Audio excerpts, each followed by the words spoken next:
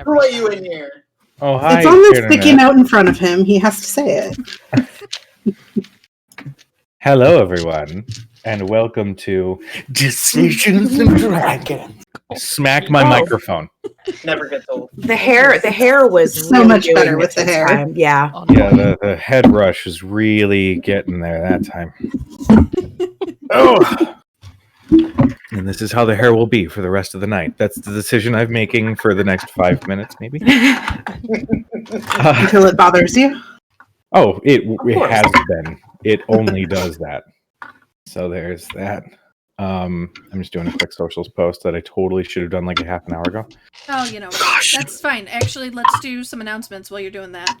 Sounds good. First announcement, if you missed our Sea Shanty Sunday this week, which is fine because it was a disappointing gaming session anyway.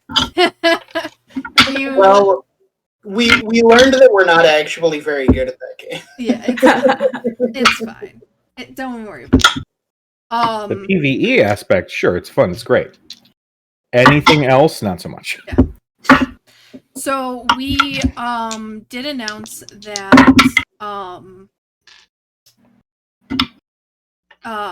we have a goal for Nerdhouse Tabletop as my brain slowly starts working again.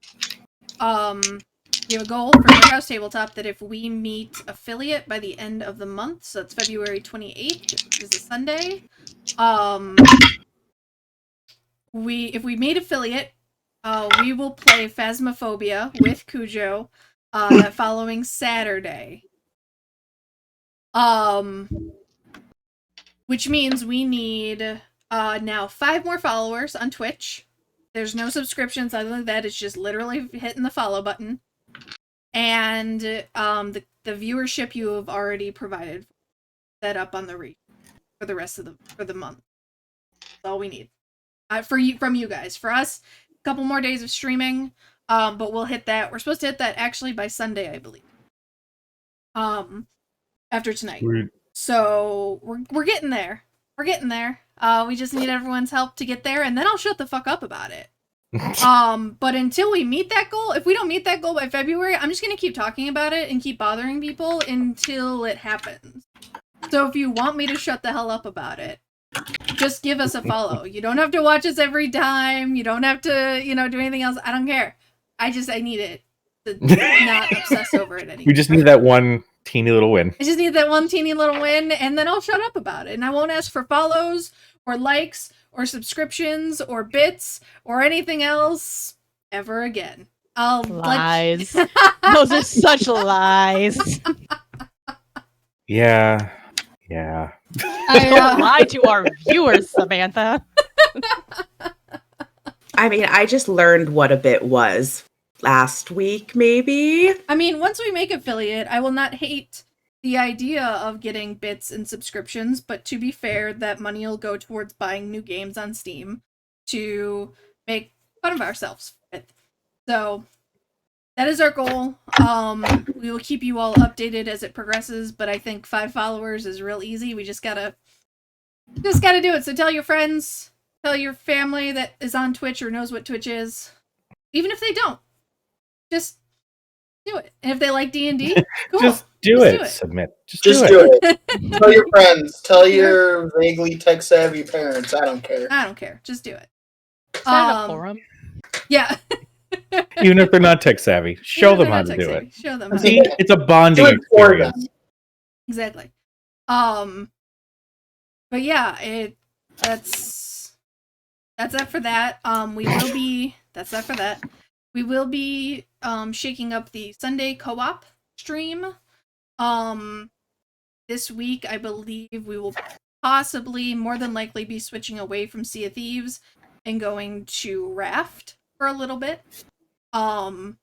Just to get us, refresh the palate, and we'll do that every couple weeks where we'll just find a new game, or we'll pick something else, or, we'll go back to Sea of Thieves, what have you. So, don't be surprised if we are playing a different Sunday. Otherwise, I think that's it. Again, just follow us, and I'll shut the hell up about it. Well. And on that note, With that heartfelt plea for a follow. Yeah, don't make me beg, guys. Come on. I don't care about my social numbers otherwise.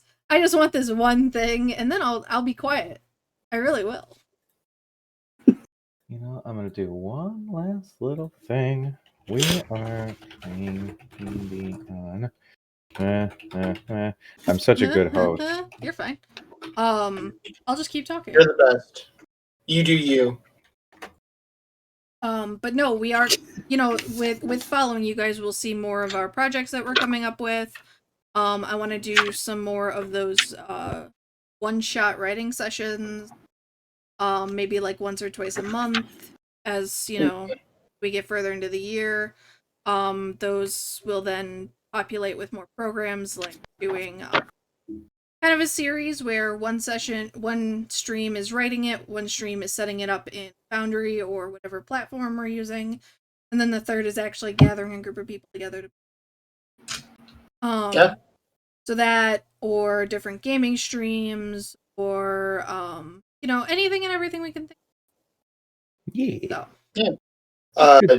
Cujo, I still have quite a few miniatures that go unpainted. Yes. I actually literally just had a thought about that. Yeah, we can try and revive that Painter's Corner that you and I did one episode of at the beginning of March, and that was not very good timing. That would be super fun. I actually would just have the idea of a take on a Street Fighter game called Painter's Corner Turbo, where we try to keep a conversation going and talk about how much we love gaming, what really interests us, but then also have a time limit to paint a mini from start to finish in like a half an hour, 45 minutes. That would be fun as hell. That'd be cool. I'm not painting the beholder that I have for that. The beholder in 45?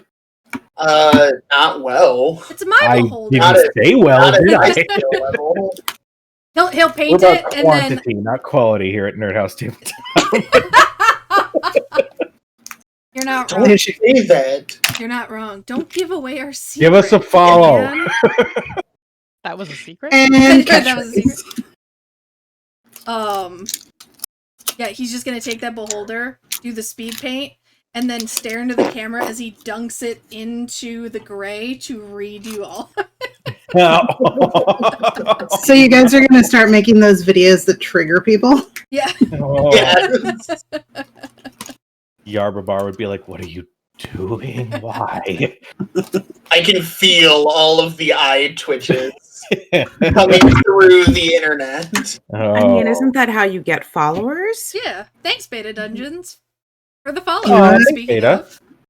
Let me quickly get this. But yeah. All right. So things to follow. Fun times. Big stuff. Big things. Stuff. Big thing.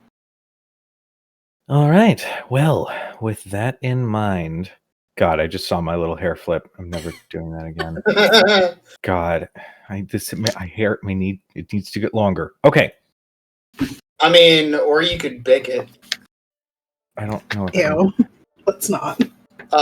Bic is a brand of razor. Oh, shave my head? That's never going to happen. All of it.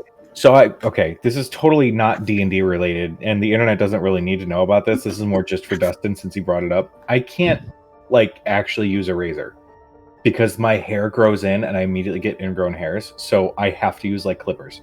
So that means I will never be able to shave my head. I cannot use a straight razor. I cannot use any of that. So I'll always have this little fuzz right at the edges of where my beard is. It's the most fucking annoying thing ever. Anyway. That's a conversation in of itself. Yeah. Is there a certain number of followers at which you would say, clip it real short? Well, oh. Especially my stream. I'm just saying, incentive. Extra life incentive. Mm-hmm. Yeah. Extra life, yes, but I want to tie this to the channel more than I want to tie it to Extra Life because I already owe for the tattoo thing. Oh, that's true. Same So that's already something that I got to do. That's true. I will say this. Okay, if Nerdhouse Tabletop gets to 100 followers by June, I will buzz my head. Okay. But will you dye it a bright color as well? I will send you overtone. Sam will send me over to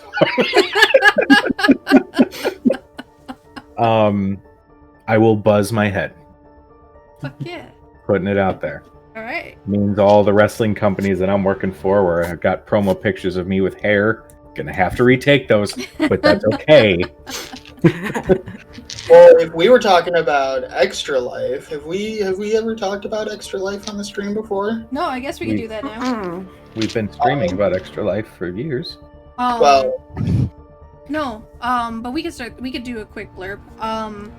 We do support here at Nerdhouse Tabletop. The past couple years, we've been supporting Extra Life, which is a charity that benefits the Children's Miracle Network hospitals. Thank you. that's the one. Yes. So it's a certain network of children's hospitals across the country. We specifically are in the Chicagoland area primarily. So our donations go to the Children's Hospital in Chicago. We do a yearly 25-hour stream. If you haven't caught it the past couple years, we'll be doing it again this year. At the end of October, early November. We haven't figured out the date quite yet. But as we go through that, we will be throughout the year we'll be doing other charity events. In our socials is our team link for donations. We'll be coming up with more streams and participating in Tabletop Appreciation Weekend and all that. So yeah, it's a thing we do. So donations are always appreciated to the team. You can search us. I think we're just Nerdhouse on there, on the Extra Life page. But it's in our Twitter pinned post, and it's on our Facebook too. And I think it's on our. And I'll post a link in the chat for you guys as well. But yeah, so that's our charity that we play games for, and we raise money. Super awesome. They raised Super cool. They just announced we raised for the Chicago hospital. Chicago teams raised $100,000, I think, last year. Damn. So we were part of that with $2,000, which was huge. So yeah, we're working for big things this year. Awesome. Yeah. Come join us for D&D. It's the best. Yeah. In this past year, Rhodes and Cujo, you both said that you would get tattoos if we hit our goal last year, and we did. Yeah, I'm waiting for COVID to let me do that. Well, this was the first one, but yeah, I'm gonna be getting a zombie beholder at some point to add to the crazy sleeve of D&D monsters. I'm just gonna add the rest of the dice on my arm. That's it. Nice. Instead of just the D20. Hell yeah. There you go. Then you'll start adding the dice that like nobody uses, like the D 43. Yeah, Who the D100. really needs to know? You know, I have The D100. I have a set of like the odd dice. Like I have a D5 and a D24 and a D30. But I was looking for those the other day and I could not find them. I'm sure. Probably because I destroyed them. Moving on.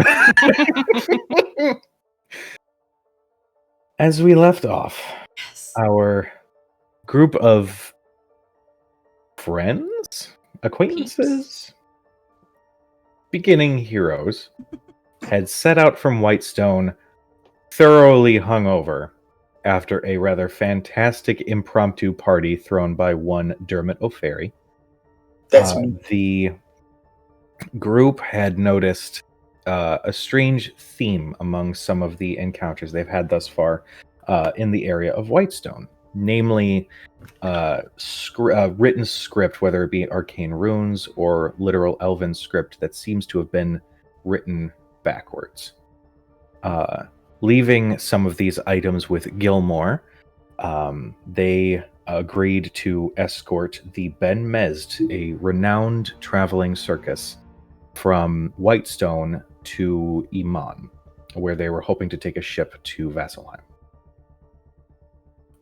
They set out on their journey, bringing with them 2 carriages, of which one person knows how to drive, I think. Yes. Yes, kind of.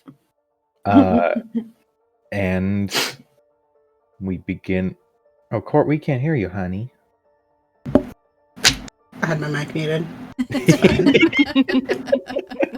It's been a really long day, okay? It's all good. We love you. And it's only going to get worse. I mean, better.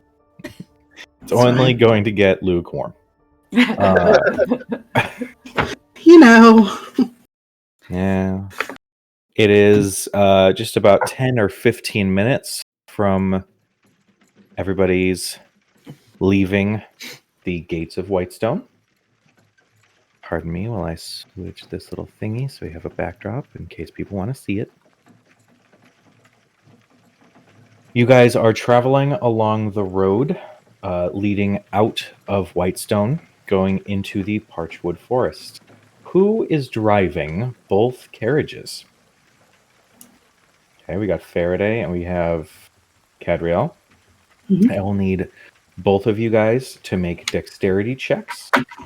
Or no, it wasn't dexterity. What was it? I think Land vehicles, Sam, I believe. what was Yeah, it would be a tool proficiency. It was land vehicles. Screw it. I'm gonna stick with it. So dex roll. If you have the tool proficiency, you add your proficiency bonus to the roll. Keep in mind, since everybody's a little hungover, we've got that 1 level of exhaustion. Disadvantage. Yes. On that note, I realized that my notes end last week with the phrase "party was a banger." The party was fantastic. I have hangover due to Rager, so I rolled a 25. Tramp stamp. People got laid unintentionally. I rolled a 25 with disadvantage. Jesus criminy. Jesus H. Macy. 2 19s. Jesus. That'll do it. That'll do it. 10. 10? Okay. Cadriel, you kind of make your way up onto the seat of the carriage and you're kind of grumbling a little bit, but then the moment you take the reins, it's as though this is your home away from home. And it's strange because you've only just recently sort of absorbed this knowledge from the spirits that seem to follow along with you, but it's like second nature. And you can definitely tell that whatever spirit was aiding you is doing a marvelous job. Faraday, it takes you a second to get the horses moving, mostly because still everything is super loud to you, and the world's spinning just a little bit, but not too much at this point. But eventually, you guys do start making your way forward. Once you start, you don't know how to make them stop. That'll be a conversation for another time. What are the rest of the party members doing while this journey has begun? So us and the Benmezd are all on our way out. We have left the city. Yes. Okay. The Benmezd are actually traveling first, with your 2 carriages following right behind. And Aldariel is driving their very beautiful red and golden cart with 2 magnificently decorated horses at the front. Okay.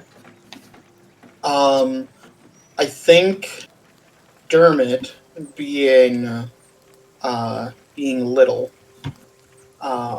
is just going to be on the roof of one of our carriages, just trying to keep an eye out as much as he can in his diminished state.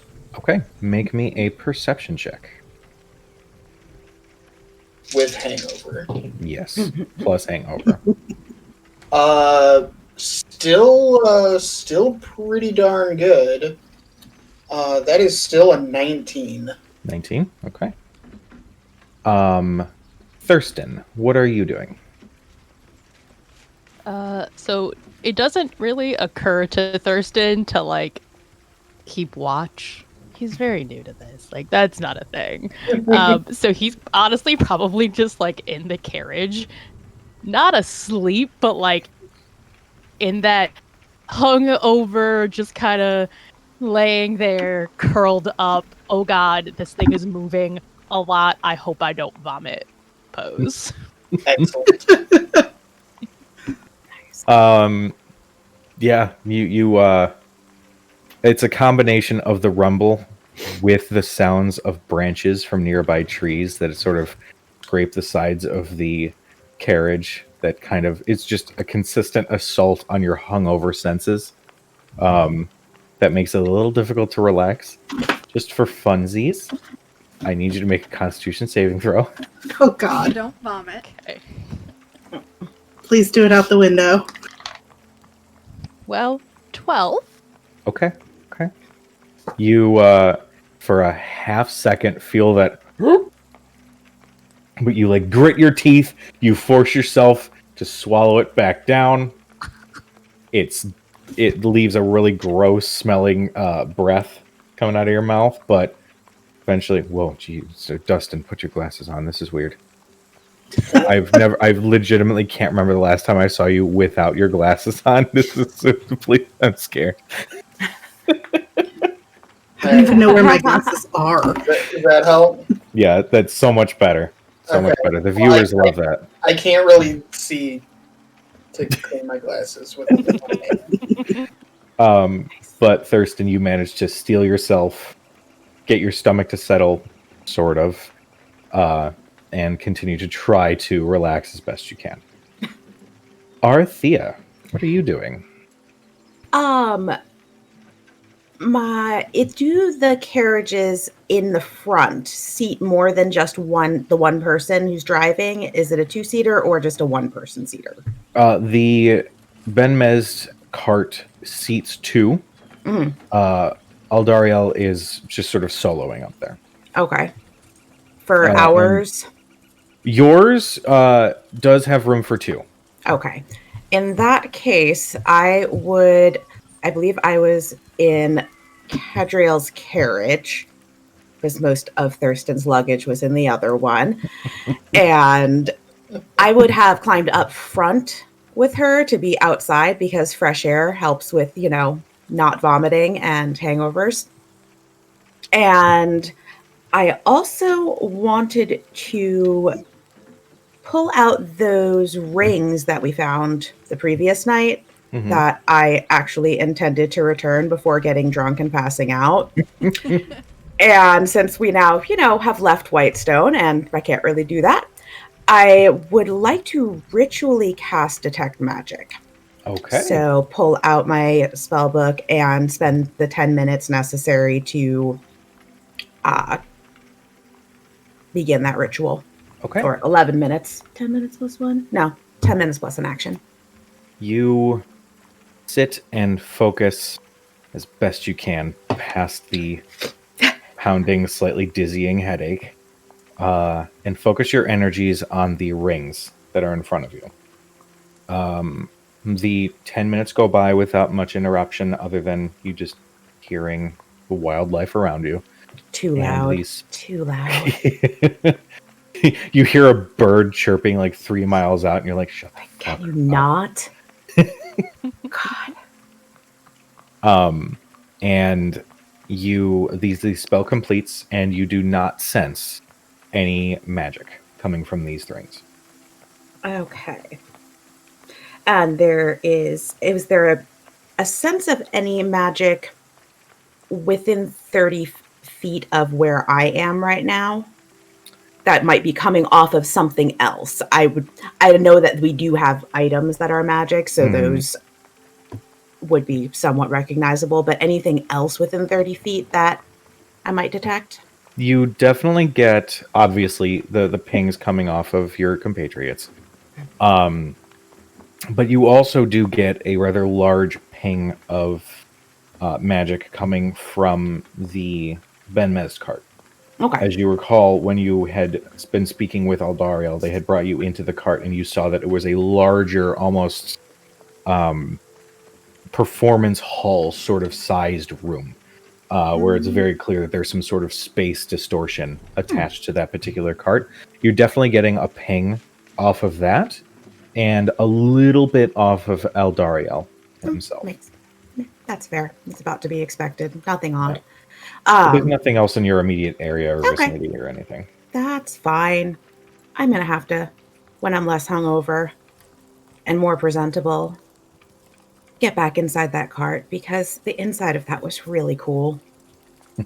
Like, I need to learn how to do that so that we can just take one carriage. That would be pretty cool.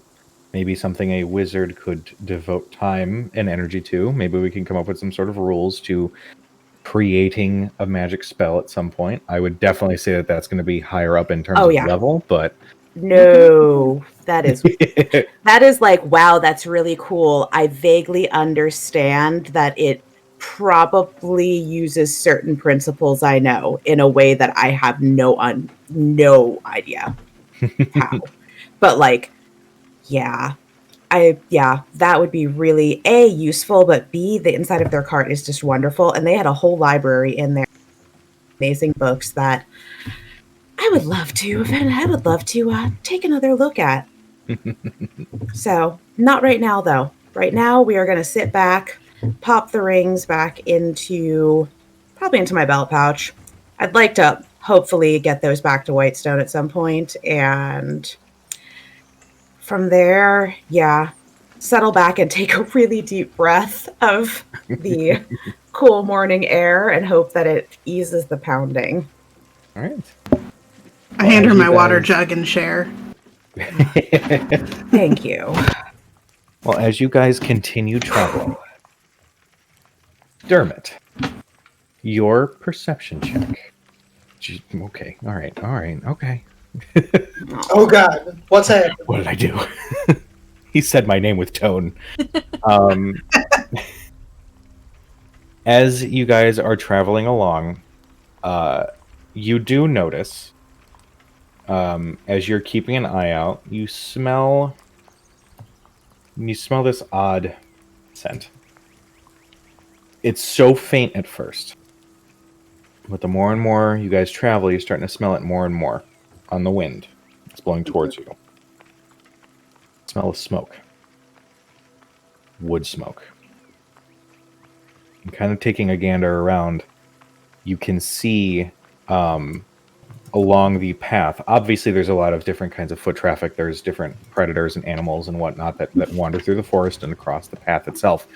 But you do actually notice that there are some erratic-looking carriage tracks that are like coming from ahead of you guys. And you can also hear in the distance what sounds like high-pitched murmuring, skittering of some kind. And that sort of catches your attention as you guys are traveling forward. Okay. What's the terrain like? Are we on, like, is this a large path, like, cut through the forest? Yes. That we're in, like, kind of a clearing-ish? You guys are on a cleared path through the forest. Despite what you guys might see art-wise, there is some snow on the ground. The path is sort of sloshy. It's got like that half-melted snow. But the pathway is about 10 feet wide. And it just sort of continues weaving through the woods itself. I will jump down to where Faraday is sitting and say, there's something wrong up ahead. Can you smell the smoke? Focuses for a moment. Now that the horse is under control, Yeah, that's...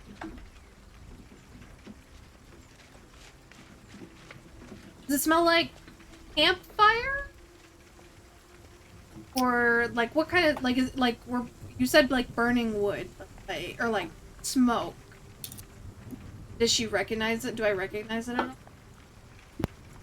Focusing real hard, the scent itself, obviously, yes, the majority of it is from wood. Make me a perception check, actually.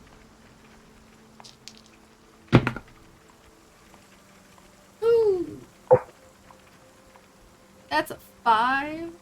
5. You can't quite tell, but you sort of get the impression that there's more to it than just, oh, somebody's got a bonfire. Especially because you guys are on this path that's winding through the parchwood. Can I see any smoke? With a 19, I would say you do see a teeny bit of smoke. The trees are rather high, so it's a little bit difficult to kind of see over them, but you can see in the distance where the path continues to weave through, you can see this teeny little wisp of smoke coming up over the tree line. The climate out here being what it is, I imagine that this is just a snowy Seattle. Sure, yeah. I like it. Very, very few days of good sunshine. Yeah.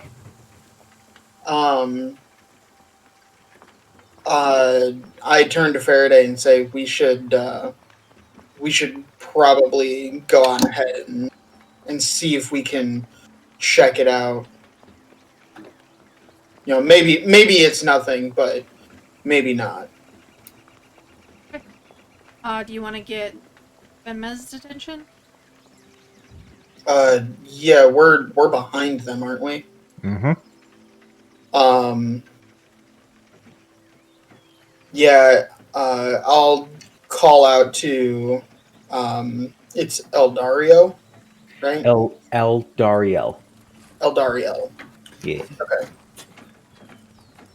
I'll call out to him and say, "Hey, can you smell the smoke or see anything ahead? I think something might be up." Well, unfortunately, I am sort of known to not have a very good sense of smell, but I don't see anything. Why? We're gonna go on ahead. It might be nothing, but I'd like to check it out in case it's more trouble like the trouble you found on your way in. Well, if it's all the same to you, to investigate with you. All right. We will lead the way then. Wonderful. So I'm just going to say that Faraday's carriage is in the middle and Cad's is towards the back. You continue forward, and then eventually Aldario goes, oh, I smell it now. And just as you guys are starting to see through the trees, this slight glint of firelight with smoke that is now sort of creating this odd-looking fog that is sort of settling around the area in the trees that you guys are in. Fog is never a good sign. You see Aldariel sort of pull back on the reins, and like expertly trained horses, he just steers the carriage off to the side. Faraday God. and Cadriel, I need another dexterity check with proficiency if you have the tool proficiency. Fuck. Oh, 11. You you know, traitors. that's not terrible. Traitors, bitches. Oh. Pair of ones. What? Ah. That's Oh. Cad, That's you rough. just, it's a little bit of a rough spot, so it's a little rumbly as you sort of steer the carriage as off of the path as you can to set the horses, and you find your spot. Faraday, as you steer the carriage off to the side of the path, you feel it buckle and hear what sounds like wood snap as you feel the carriage be dragged into position. Taking a glance at the carriage, you can see that one of the wheels has busted due to a small pothole in the path. These paths through this forest are brought to you by Chicago, so there you go. Faraday. All of my stuff was in there. Oh, Your stuff is fine. That didn't sound good at all. Just like puts her head in her hands, like. Can I take a peek at it and see? Sure. Can we tell what snapped, whether it's like an axle or... Go ahead and make me a perception check. Okay. Disadvantage. That's crap. 9. 9. 9. It looks like it's a combination of a couple things at a glance. The wheel itself, the actual outer ring, seems to have been dented and splintered at one spot, and then you can see a couple other spots that have sort of splintered from the incident as well. Eldario sort of makes his way over and, oh, that's bad luck. I'm so sorry. Anybody in your crew that can fix it? I believe so. It's going to take some time, though. Well, we can go ahead, check on this, and I'll point general direction of what we're looking at. And team doesn't mind taking a look at it while we check out. Sure. Yeah. Give me one moment. And he goes and approaches the cart and knocks in a very specific way, like this strange sort of pattern. Almost sounds like a song for like 3 seconds. And the doors open up and he steps inside and you can hear him say, "Oh, Azulfas, I need you to take a look at our escort's carriage. It seems they've had a bit of an issue with one of the potholes. Would you be able to assist them? Maybe start working on repairing it as best you can?" And you hear a dwarf sort of with a gruff voice says, yes, I will work on it. Give me a moment. And then you see a burly-looking, red-bearded dwarf with braided hair coming down to about the small of his back. He's got tattoos sort of framing his face as he makes his way down. He's wearing pretty generic traveler's clothes, but he has a couple pieces of wood, small 2x4s and whatnot with him, and he comes in, takes a look at the carriage. This will I've not done a dwarf voice yet. So I can't do the stereotypical like Scottish or Irish dwarves. I can do Russian. So my dwarves are Russian, so have fun. It's from the north. Yeah. Every country has a north. Sure. This might take a while, but I will set to work right away. I would say give me it honestly might take the night. But I will get it done. Don't worry. You can. And then he sort of gives Faraday a rather gruff like pat on the shoulder, like, "Hey, it's all right. It happens to the best of us." And then he starts working on the wheel.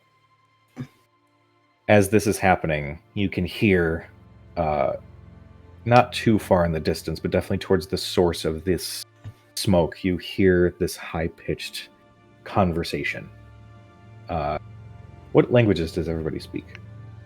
Oh God, Common and I was Elvish. supposed to fix this.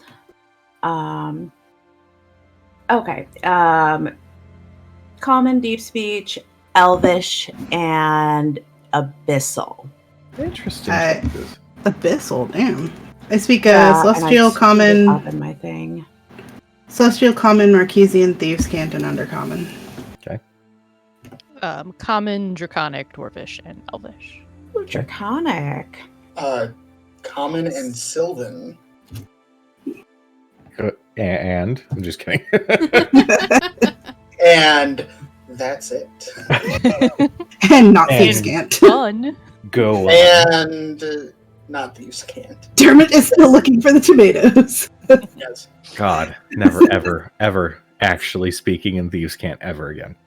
Uh, Oh, come on, that was But one great. day he's gonna find the tomatoes one day, and I he's am gonna gonna be find so those tomato excited. branches, and I'm just gonna come to Whitestone with just like an armful of tomato branches.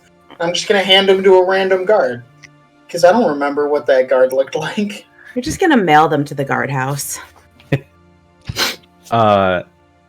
Thurston, you can pick out some draconic words from a very high-pitched collection of voices. Statements like, human clothes don't fetch a lot of money, unfortunately. And, oh, we've got some pottery in here. Oh, we've got some money. We found coin. So basically it's just this smattering of different draconic voices at the same time.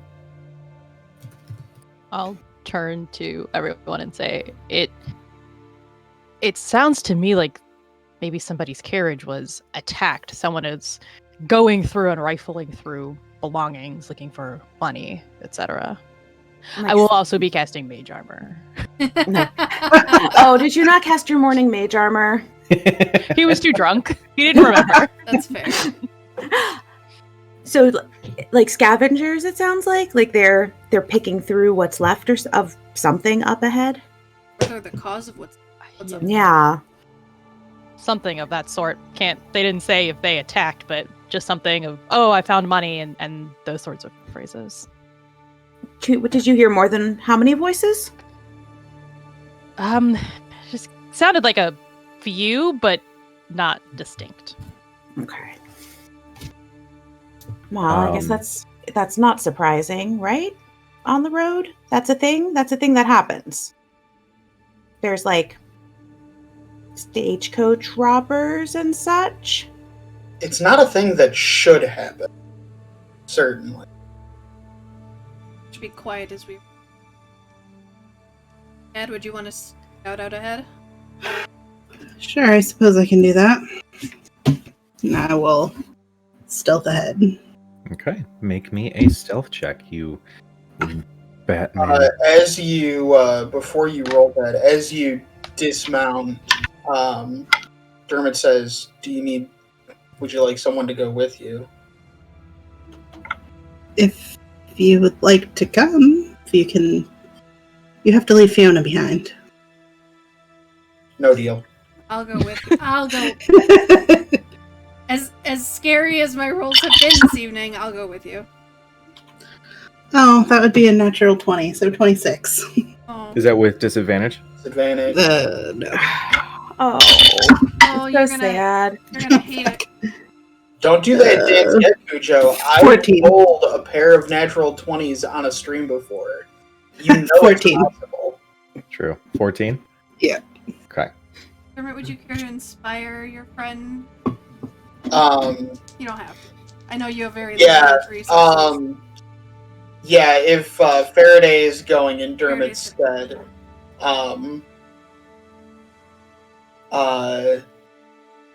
Dermot will put a hand on your shoulder and say, "You got this, girl," and give you a wink. I love the idea that Faraday just goes, hey, do that thing you do. Do that thing you do. Do that thing. Do that thing. Give me the smolder. Yeah. He's all. Yeah. What is that? A D6? It's a D6. Okay, I'll take it. I can guarantee that these are gonna be garbage rolls. Is that the garbage roll song? It is. Yeah, that's a 4. 4. So, well, 4 plus 3, so 7 plus that inspiration of another 4. So, 10. Okay. 10? You Is that guys... right? Wait, no, 11. 11. Yeah, I can't do Math Math is hard, really okay? hard. I can't do math either. guys you keep me around? guys you guys very quietly start moving through the woods. Now, do you guys stick to the path? So the path kind of curves in front of you towards the right, and you definitely can see through some of the trees a little bit of firelight and the source of the smoke coming from that direction. I want to veer off a little to use some of the trees for a little bit more cover. Okay. Yeah, I'll follow. Dad. All right. Just this thing here. At what point would they disappear, or would they disappear from view of those of us who are not forging ahead? I would say it takes about a minute or so before they've like moved through the thick of the trees. Give me a second while I will, I guess, move over toward the side of the road. Not quite heading in just yet, but listen for any shouts. Prayers for help. As you guys are moving through, you definitely hear that same sort of skittering and chattering. And you see... Now, I need you to pretend that it looks wintry.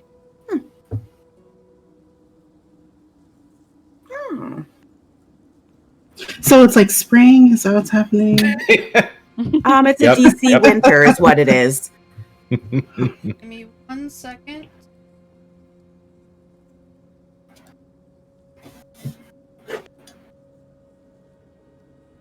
Oh, our friends at home can see what we are.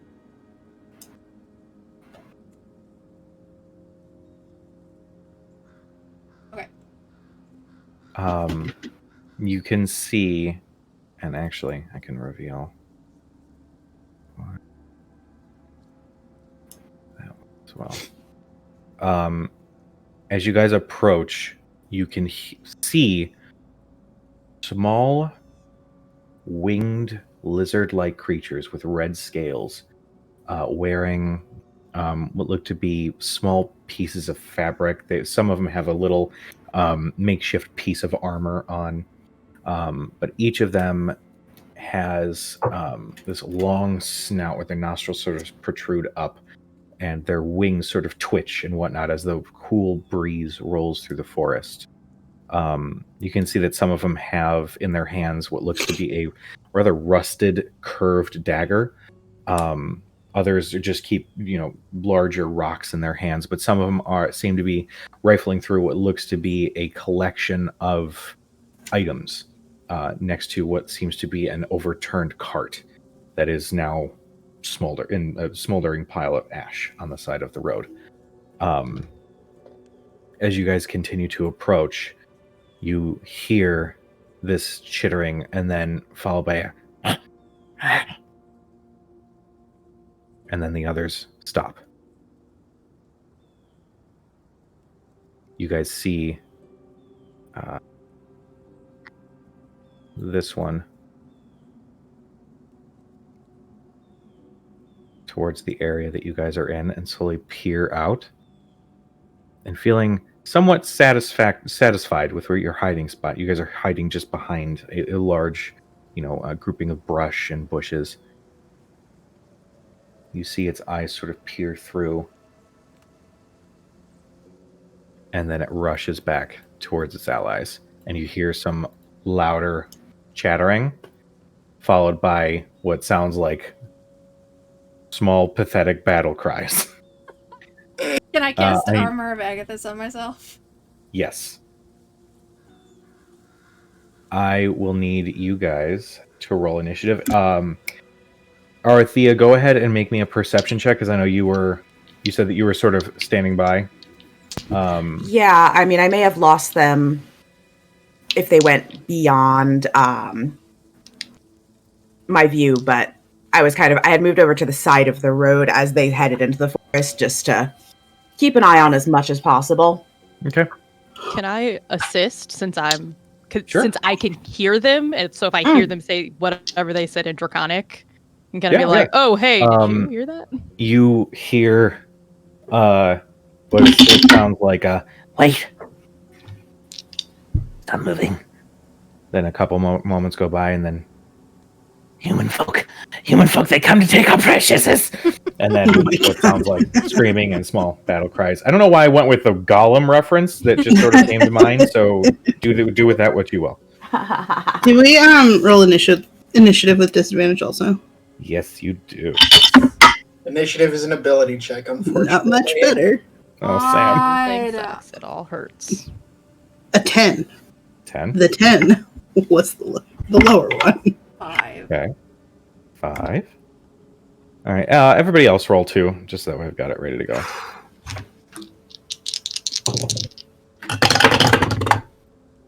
Ooh. Joe, are you going to be putting that up on the initiative tracker on roll? Oh shit! Yeah. Duh. I was gonna do that, or I was gonna put the nameplates in order. If you're gonna do that. If you actually just want to do nameplates right now, that works perfectly fine. All right, Dermot, what'd you get? 12. Arathea. 19. Thurston. 8. All right, let me roll for Aldario. Cat, what'd you get? Good. 10. Jesus. They got a natural 20 on theirs. All right. Let me do some things here. Still learning some of the finer points of Roll20's audio management. So give me a second. Gonna play a playlist and hopefully it doesn't blow out people's ears.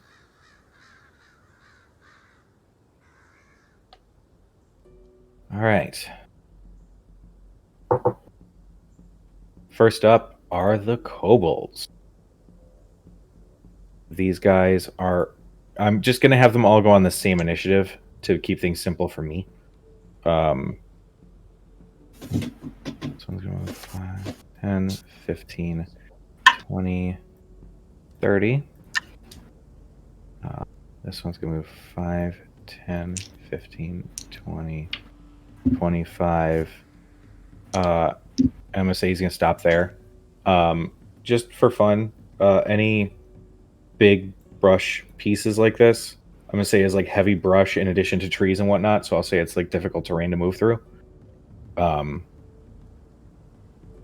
one's going to stay put. That one's going to stay put. That one is going to stay put. This one is going to move 5, 15, 20, 25, 30. Then these guys are going to move 5, 10, 15, 20, 5, 10, 15, 20. Up next, that's just going to be their focus right now. With the trees and everything, they're not going to fly or anything like that. Up next, for those who are not on the screen right now, you guys are just going to show up right at the beginning of the next round. Okay. Keep things nice and simple. You guys were essentially like ready to go, so it's not going to be like the Shadows incident. You guys will show up right I at don't the. feel like you're looking at me with that. Moving on. Had, it is your turn. You said this is difficult terrain? Any big pieces of brush or trees or whatnot, I'm going to say, yeah, it's going to be some difficult terrain. Okay. I'm just going to move over to this one then.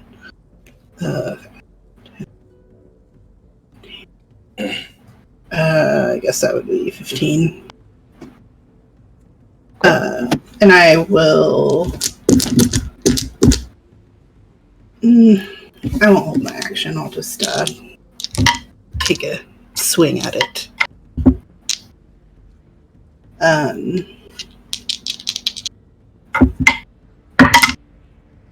19 to hit. 19 will hit. Go ahead and roll damage. That's 9 damage. Tell me how you kill it. These guys are not. They are not gigantic, crazy things. I'll just kind of like pop out in front of it and like take my sword and kind of just flay it right in half. Yeah, as you pop out, it goes, "Ah!" And then you just bisect it, and it just sort of flops to the ground in pieces. And then none of the other ones are within 30 feet, I don't think. Yeah.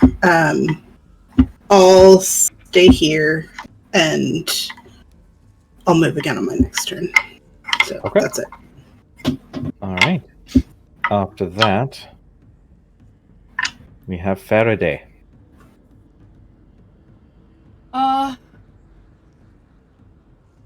Bonus action, going to enact her Crimson Right.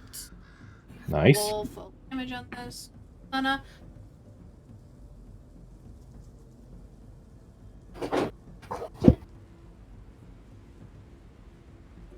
I have to remember that. Crimson Yeah. Right, and then Armor Agathis. That eats into my temperance.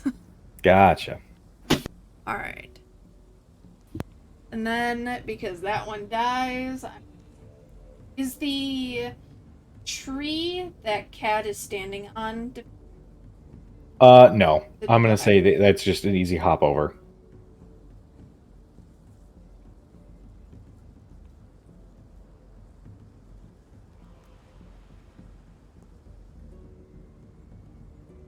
I'm gonna say I'm just gonna double move out into the road. Okay. Excuse me. So I'm gonna say about all the bouncing. Okay. I don't want to get too far from Cad, but I want to be away from all. Gotcha. That's my turn. All right.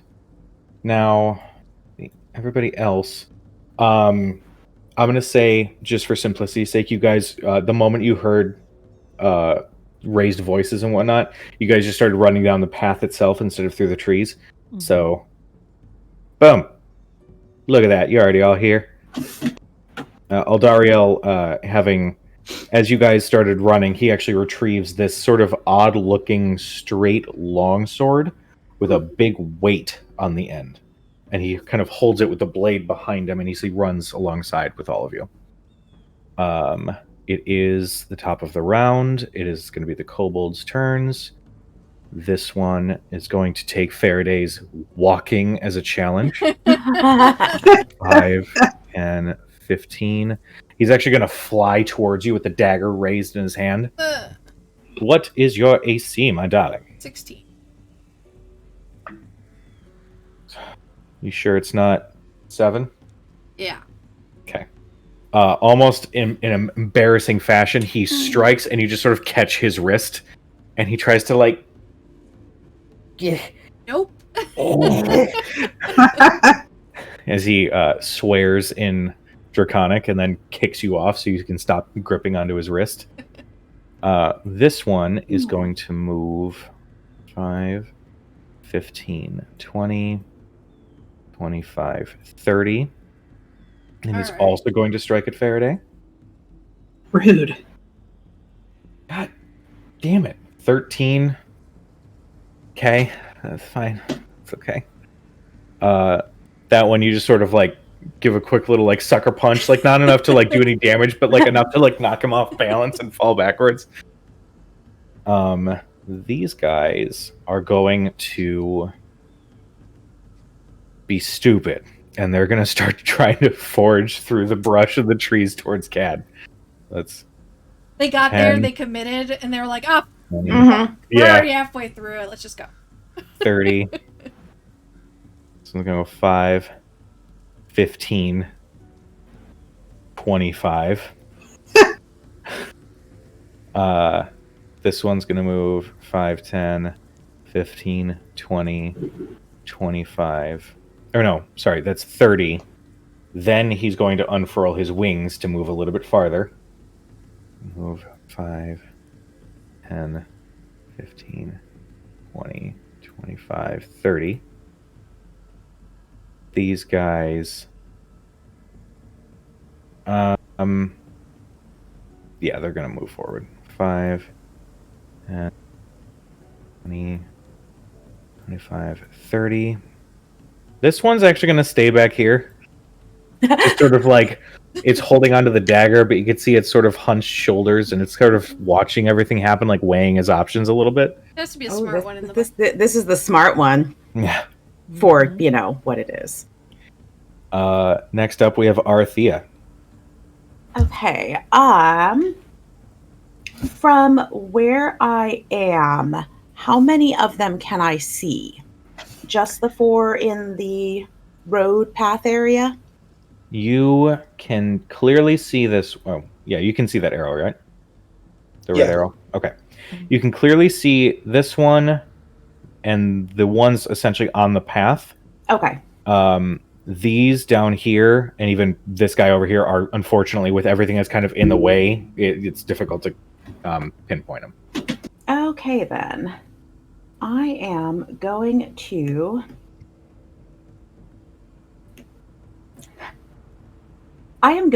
cast Sleep.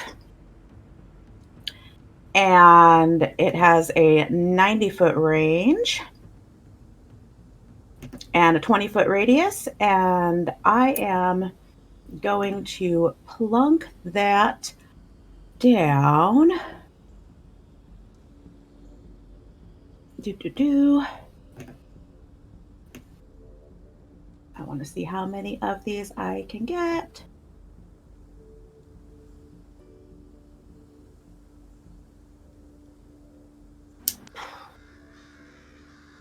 Right about here.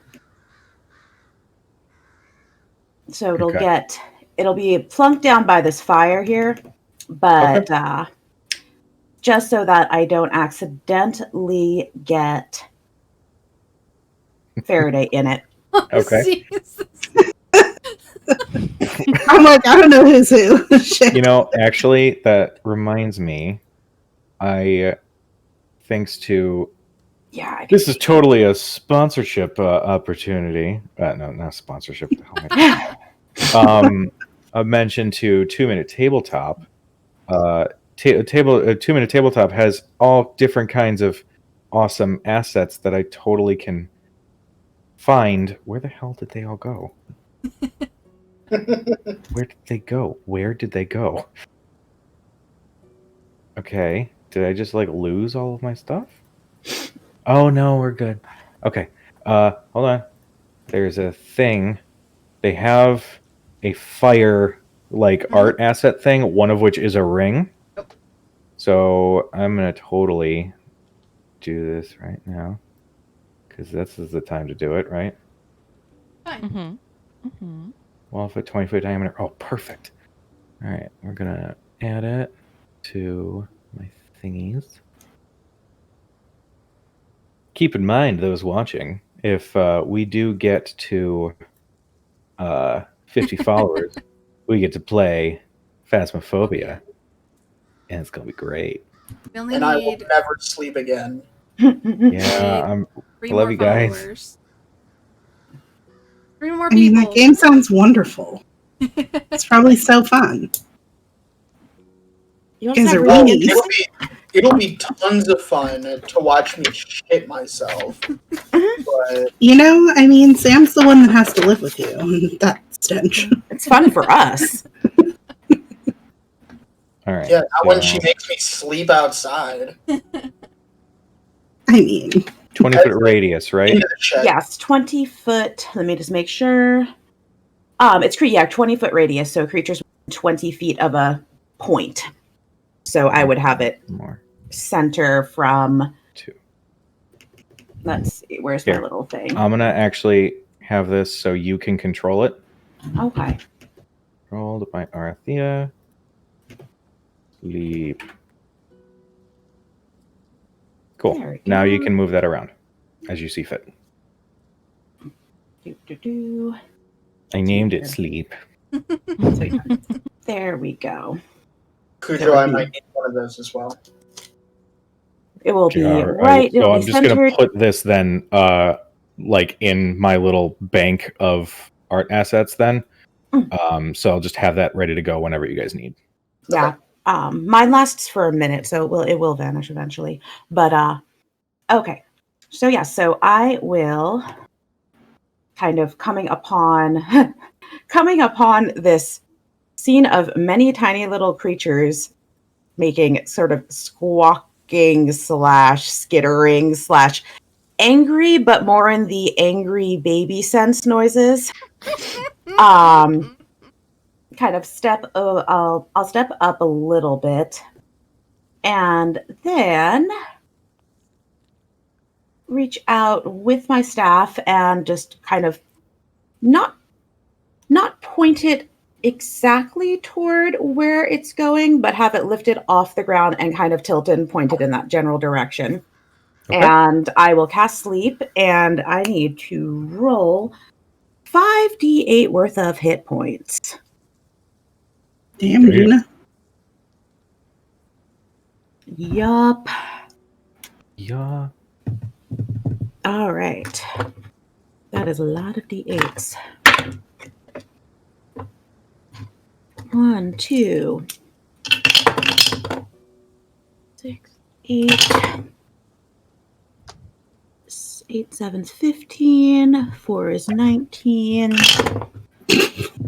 19, 7 is 26, and 6 is 32.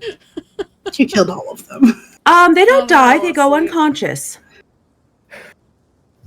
So Okay. they go in ascending order of lowest to highest hit points, if there's any difference between them.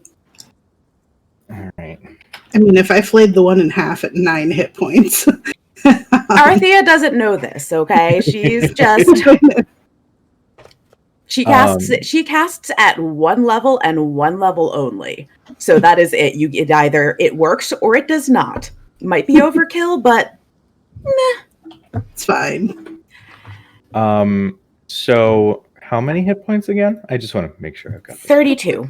Okay. Total. Well, let's see. Let us count the ways in which they all fucking pass out. One of them is flying too, isn't it? One of them was, and that's actually this guy over here. Oh, okay. They have 7 hit points each. Oh, so yeah, you like definitely like 2 of them absolutely like plop down and fall asleep. One of them goes into like a coma. Just eats up the rest of the hit points. Yeah. So let me go ahead and mark. Oh no. Okay. I'm going to temporarily put this on the map layer so that I can... Yeah, don't worry about it. I'll do that. I will do that. Do that. Well done. Fantastic. All right. Is there anything else you want to do on your turn? Any movement or anything? I moved about 5 feet just to get a better view of the street and everything, gotcha. But I don't think that I am going to move closer at this time. Okay. And so, I will let the others, once they kind of onto the ground, that warn them, don't hit them. Don't hit them. Don't kick them. Just let them be. If you go over there and start messing with them, they're going to wake up. They're gonna be pissed. At least it gives us a minute. Maybe we can like scoop them up in a sack or something. I don't know. Into the bag. Yeah, and I don't know, bag, net. I don't know what to do with them, but they're so little. All right. Up next, we have Dermot.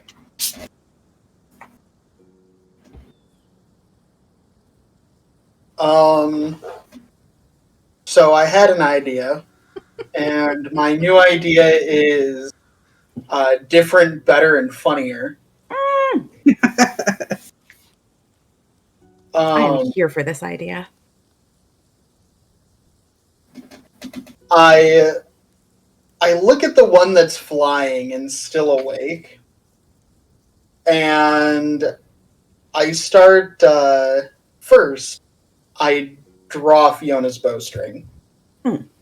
Okay. And I start playing like lullaby music. Yes. On Fiona, and I look at the one that's still awake, and I say, "So tell me, if they wake up still looking like you, is it really called beauty sleep? And then I will gesture behind him. And I am going to cast Tasha's Hideous Laughter on him. All right. So So he has to make a save, yeah? it is a wisdom saving throw. Okay. I don't know if you know this about kobolds. Very They well. are quite wise. Okay. That's a 3. The DC was 13. So you don't want to just give me this one? No, I really don't. A creature of your choice that you can see within range perceives everything as hilariously funny and falls into fits of laughter if this spell affects it, which it does. Must succeed a wisdom saving throw or fall prone, becoming incapacitated and unable to stand up for the duration, which is 1 minute with concentration. They were speaking, so I assume he has an intelligence greater than 4, right? Yes. Okay. A creature with an intelligence score of 4 or less is not affected. Sounds good. At the end of each of its turns, and each time it takes damage, he can repeat the save. Gotcha. He has advantage if the save is triggered by damage. Okay. Now, in the case of sleep, obviously, I don't think it's like you could save at the end of each of your turns or anything. You're just asleep. Yep, you are just asleep, and the only things that can change it are either spell ending, which is 1 minute. It's not concentration. So Okay. 1 minute. If the sleeper takes damage, or if someone else uses their action to shake them awake. Got it. Okay, cool. All right. And I'm Well, playing lullaby music now. this kobold is laughing hysterically, holding his stomach, and his wings are sort of wrapped around him as he is trying to contain his laughter. I'm actually laughing at the joke too. I found it really funny. Cad, it is your turn. Okay. I would like to move, first of all, over to the two that think they're just being stealthy by making their way through the bushes to me. So 15. And then, are they small enough that I could grab them, or at least one of them? I would say it would count as like a grapple check, so you can do an athletics check versus their acrobatics or athletics. Okay. Can I reach out with both hands and try to grab each of them, like around their skinny little like both of them? I would say you can only really target one creature with it. I'll reach out to try to grab this one right here. Okay. Go ahead and athletics check. We'll roll for... That's either a 7 or an 18. Okay. So, 7. Well, I rolled a 3 again. So Please you sort of run up and grab one of them around the neck, and he's like... And I just say, "What are you little shits doing here?"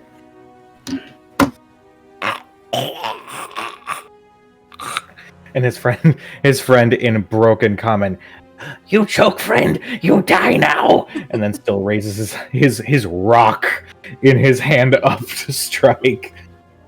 And then, can I use my offhand attack as well, or no? I'd say it's a bonus action. Yeah, you just can't add your ability modifier to damage. I don't want to flay that one in half, but I want to kind of just knock him out. So with the butt of my sword, Sure. I will swing out at him. Okay, the one you're grappling or the other one? The other one. Cool. No, that's a 2. 2. So 7. I don't know if you know about kobolds. They do not have an AC of 7, so sorry. Unfortunately, that misses. I kind of figured. This one's squirming a lot, and I just kind of missed. No. Up next, we got Thurston. All right. Seeing what's going on and feeling like super off kilter, Hearsay is going to use his reaction to take a moment and You see, like, behind him, there's, like, monochrome clockwork gears in the air as he restores balance, which means that when a creature you can see within 60 feet, himself, is going to roll a d20 with advantage or disadvantage, you can cancel that out. Wow. Okay. Hey. Shit, That's man. fancy. That's Sweet. So he is going to just kind of bring the world back to balance to get over the hangover for a moment. Sounds good. And then he is going to cast Firebolt Nice. at the dude way in the distance. It's just kind of... This guy all the way down here? Yeah. All right. He thought he was being so safe. So it's a 17 to hit. Yeah, that'll hit. Okay. Well, I didn't roll very well. It's only 3 points of damage. So how do you kill him? The firebolt sails through the air past the laughing and sleeping kobold and hits him right in the chest, and he recoils back with a and finds his footing again. You made a very large burn in his chest. He's like, he is still alive, but that really fucked him up. Okay. Up next, are you gonna move at all? Or are you good? Oh no, I'm not gonna get closer.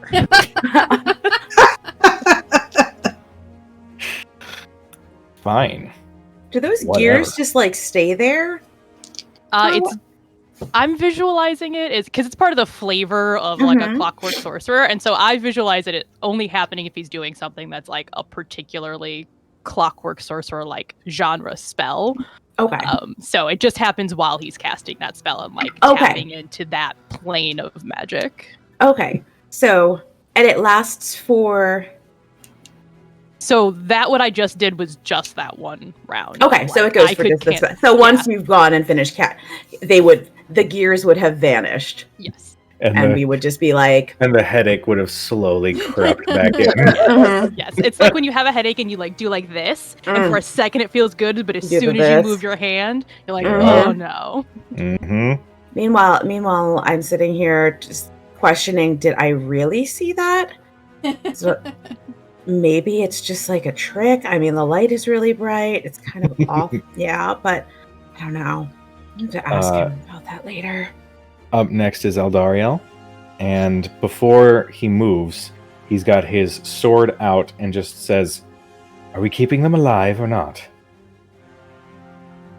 I mean, I feel like if we can talk to them, and Thurston seemed to understand what they were saying before,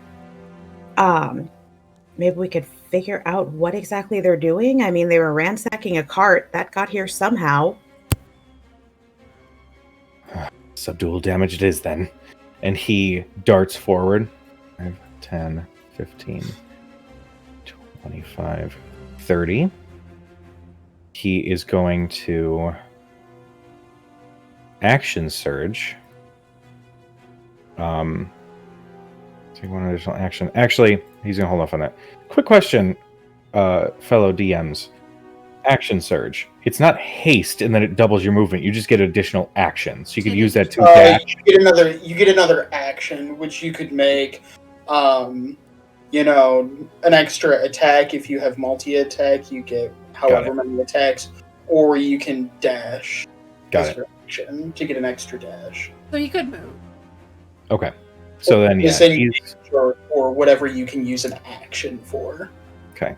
He is going to action surge to dash forward. He does not like that this guy is so far away and so easily able to run away if he wanted to. So he's going to move 5, 10.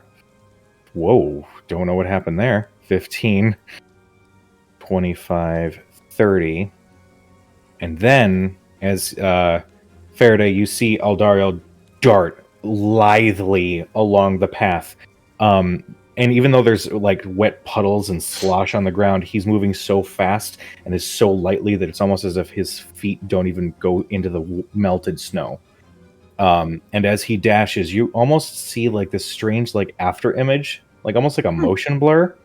And as he stops moving, the motion blur continues past him and slowly forms this sort of strange shadow-like version of Eldariel. Dope. Echo Knights are fucking I love them.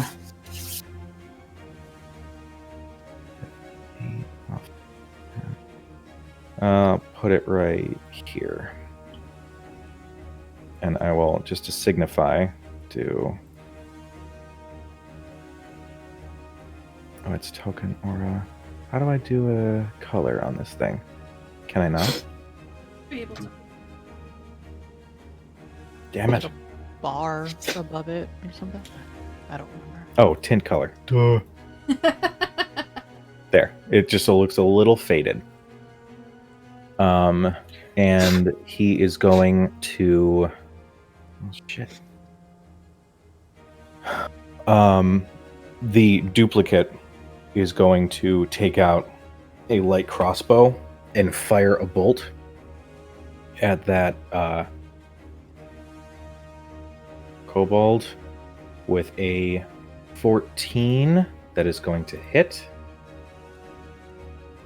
Is a d8. Right? Yes. d8 plus 4. That is 9 points of damage.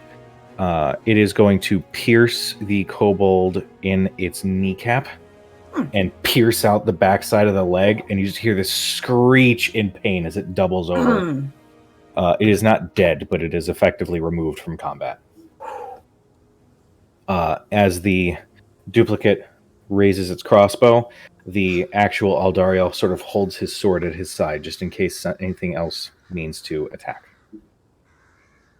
Up next, we have Faraday. Okay.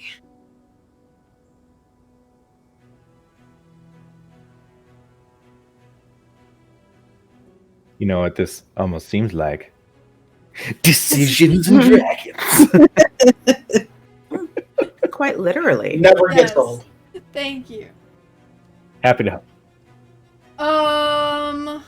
Okay, seeing that reinforcements have arrived, yeah, let's do that. Fuck it.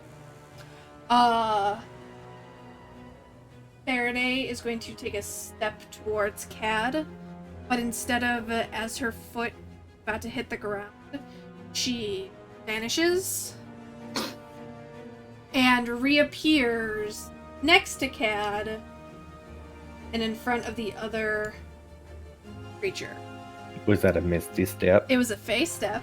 And she Ooh. appears in like a poof of snowflakes. Flare. Nice.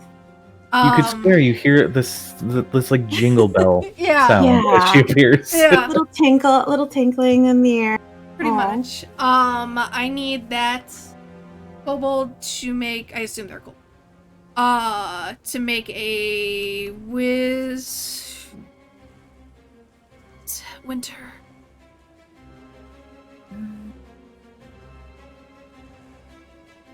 Oh shit, never mind. That's fine.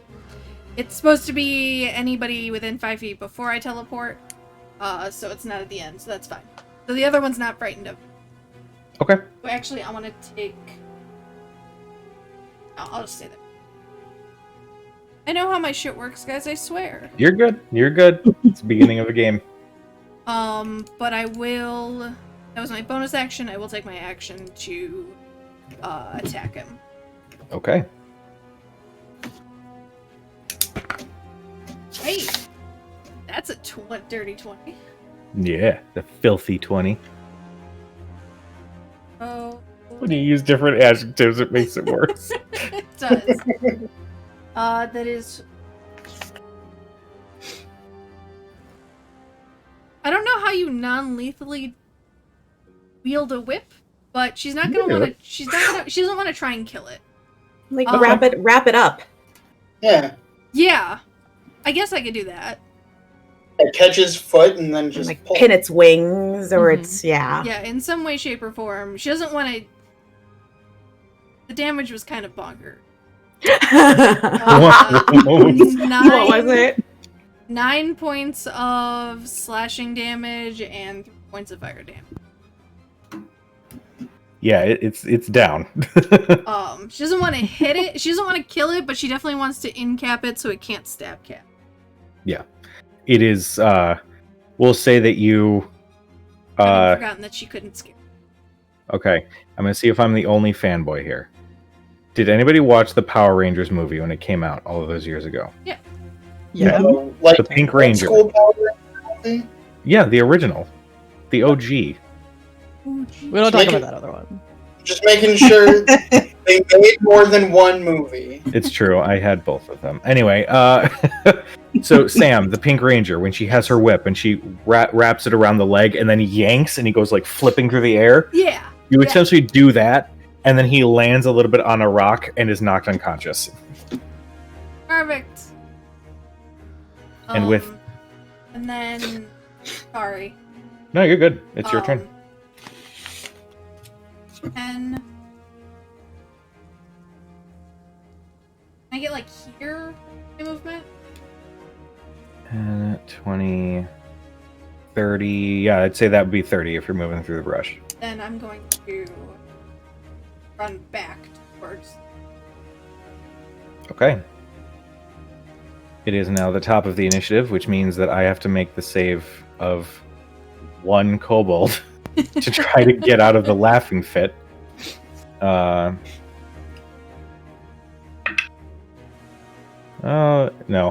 that's a 9. Nope.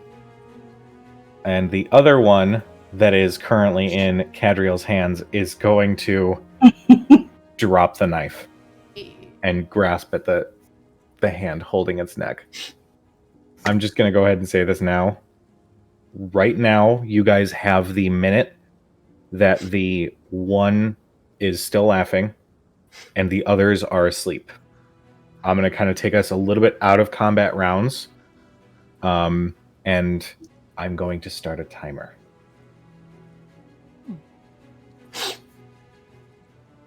Give me a second while I figure out how to start a timer. Because that's a great thing to decide to do without the... Okay. Starting now. You guys have 1 minute.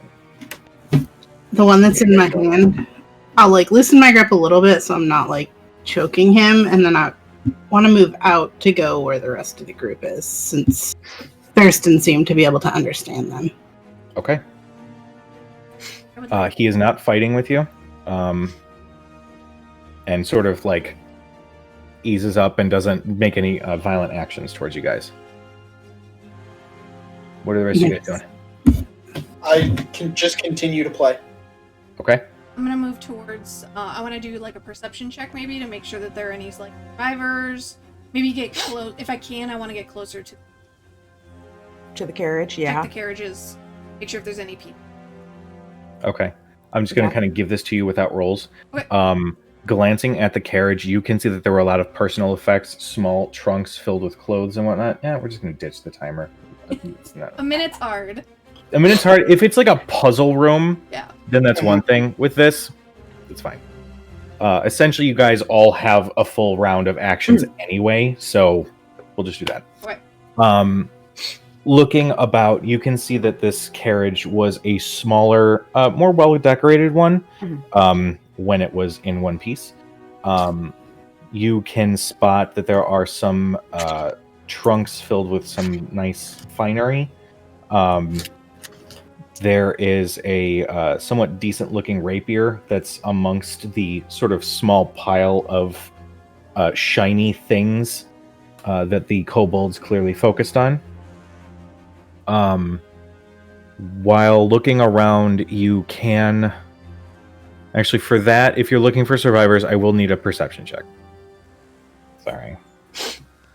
Don't be mad at me. Not mad at you. Mad at myself because it's garbage. Yep. 5. 5? You don't see any evidence of who was in the carriage anywhere around you.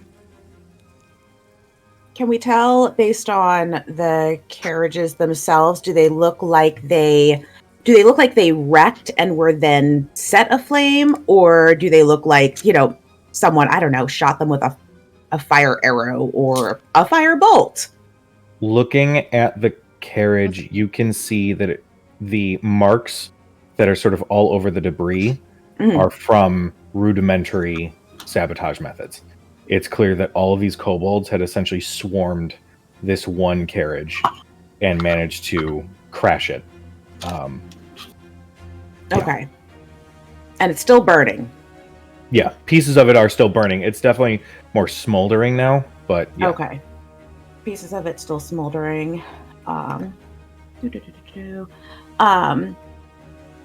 Would I be able to use prestidigitation to snuff out some of those smoldering embers? Sure, yeah. Okay. You whip up the Just, spell, and yeah. these smoldering embers slowly dissipate. Okay. Just so that, yeah. Thurston, what are you doing? I assume that there is now a kobold being held by the Mhm. neck in front of my face.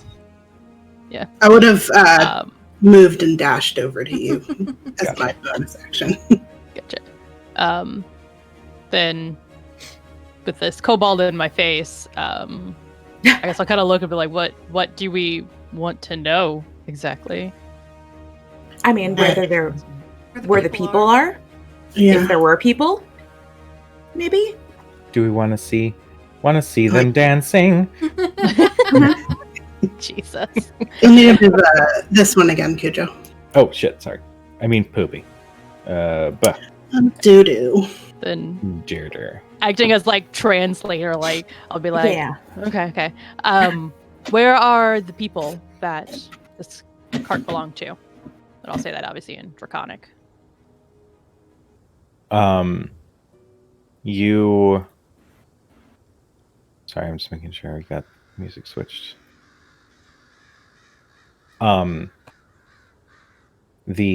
In Draconic, you hear.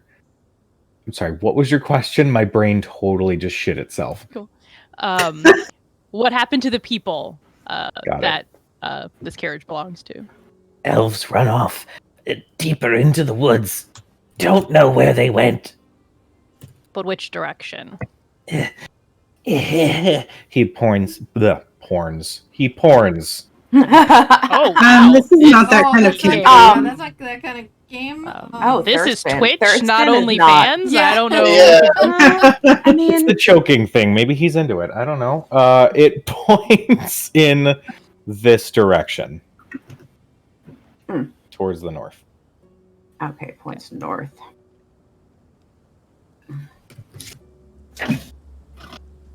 I'll relay that to the group. It sounds like the elves went to the north. How many did? There- Or yeah. There was a male and a she-elf. Only two. Did you do that to their cart? We must do what we can to bring back the Cinder King.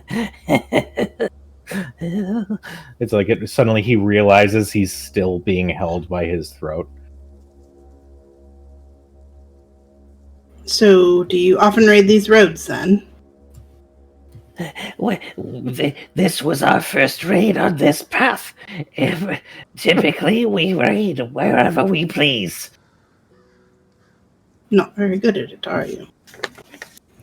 The Cinder King will hear of this insult.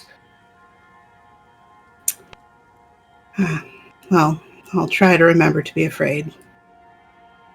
Can I roll a, I guess, I don't know, history check to see if Cinder King? You don't need to. Cool. Rhodes, because I know that you are still watching the show. Yeah, sorry. That's okay. There was a lot of the Tal'Dorei is a land. Matt called it a land thrice destroyed at different times. Okay. Things were relatively peaceful with some minor issues here and there. Okay, and then it called itself the Chroma Conclave, a group of 4. There's a fifth. Technically but it's 5. There was Technically 5, yeah. But But the fifth wasn't there. the at main that attack was time. 4. Yeah.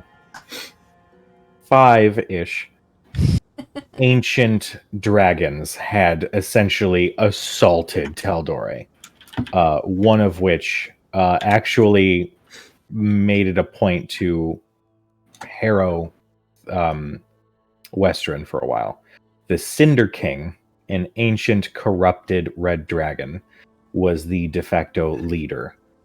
This was the dragon that Vox Machina had banded together to slay in Iman. Okay, thanks.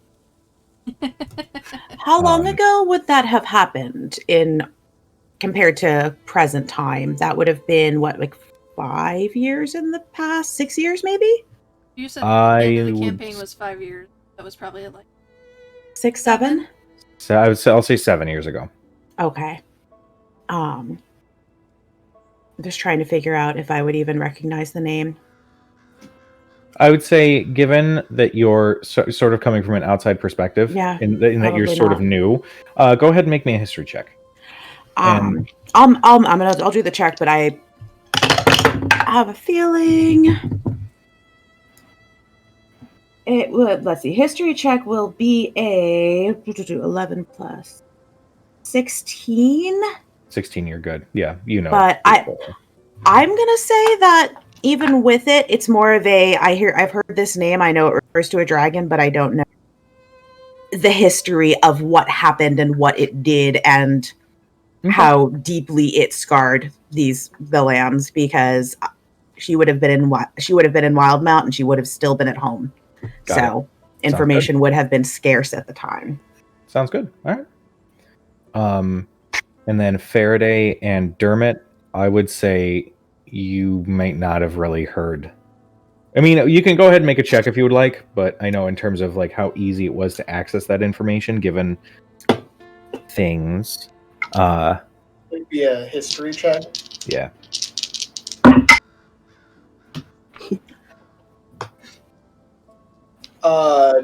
I have no idea. Okay. Of course, I roll a 19 and a 17 on a history check. Oh, a 19. 19. You have heard the story of the Cinder King. You heard it from somebody else that you refer to as a very dear and close friend. I'm just going to keep it nice and vague because I don't want to reveal anything about anybody's backstories and stuff. I would say that, yes, you would have found out about it through them. Cadriel doesn't know who the Cinder King is. No? I rolled. No. No. She was busy. She was busy doing other things at the time. Yeah.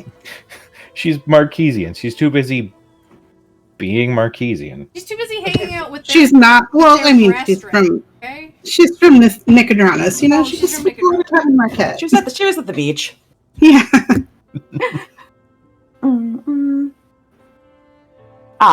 So this little kobold guy is going off about how the Cinder King is going to hear of this. Yeah. Acting as though the Cinder King is alive. Mm-hmm. And Spoilers, but that's fine. Whatever. Cool. I will. By the time I get there, I will forget anything that has been said. Let me just do a quick Google search. When did Critical Role start? March 12th of 2015. You had 6 years, hon. Yeah, to get through hundreds of hours. True. Yeah, I did it. Hey, yeah, we watched campaign 1 in like a couple months. Took me about a year. Quarantine life. Took me about a year, but I did it. It took us what, like the summer? Yeah. See, It's only taken us a couple months. Not even a couple months, like a month and a half to watch 75 episodes of campaign 2. I think we're at 77 now. Yeah, 77. so proud of you guys. I mean, I'm at 124, so. Nice. You skipped most of the middle. You don't get to be like, I'm caught up. I'm almost to a point where there's only about now 10 episodes that I haven't seen. So it's just the chunk leading up to the late 90s. But yeah, so he mentioned Cinder King, and Some great before music all of these guys wake up and stop laughing and everything, because I can kind of feel that magic getting a little tenuous. I just want to ask him quickly, him. I don't really know how to tell kobolds apart, so whether You can lift up his tail. you know what, you're holding him. If you want to, you can go ahead and do that. Otherwise, I'm going to ask, since it seems like they can speak common. At least brokenly. Yeah, and I'm translating words as he switches back. Yeah, and how, pray tell, would this Cinder King learn of what happened here? We are his faithful servants. When we return, he will know, and he will come for you. You best put me down. Lift him up a little higher. And if you don't return? I hadn't thought that far ahead. He will rain fire down on these lands once again.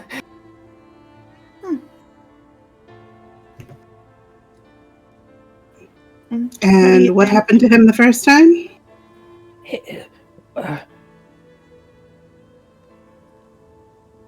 You can see he's still like panicked, but he's like trying to think. Like he's thinking real hard and actually doesn't have an answer for you. He took it like an actual literal question. And he's like, he will rain fire down on these lands once again. Perhaps we should just let them go and see if we can perhaps find. I want to know where the Cinder King is. I mean, if they're seeing him and visiting him and bringing things back to him. I don't think we should take that too seriously. I start playing a little louder and start like walking my way over to them a little bit and say, "Are you about done?" As you guys start approaching, you can see that Eldariel is actually taking some rope and is tying the ones that were asleep. He's binding their hands, taking their daggers and all that stuff. Kind of somewhat begrudgingly. His duplicate's even kind of like slumped shoulder, like crossbow on his shoulder. But he has secured the other kobolds. Well, I mean, we ought to at least go find the people who were in these carriages. I mean, I guess they could have made for Whitestone, but how far away from Whitestone have we gotten? You guys were traveling for a good few hours, in the carts before this all sort of by carriage, which is going to be like all day on foot. Yeah. Did the elves leave before you attacked their cart? Was it parked? Did you attack them as well? We meant to keep them close, but after the crash, they managed to sneak off into the wilderness. We don't know where they are right now. We just know that they went north. Why would you want to keep them close? Like, as like pets or like as a gift? Were they supposed to be a gift? When Cinder King returns, he will be hungry. We wanted to feed him. I turn to Thurston and say, you're good at tracking, aren't you? And Thurston just looks at you like you have grown a third horn. Am I thinking of a different character? I'm thinking of a different character. Are you thinking of Kazuki? I am. The ranger? Thinking of our Monday night game. Yes. This is Thurston, the sorcerer. It's that hangover speaking again. What? Just blame it on the hangover. Who are you again? Where are we? Why am I playing this right now? Who are these people? Why am I with them? Legit question. I mean, I turn to the group and say, "Excuse me. We should go try and find these people."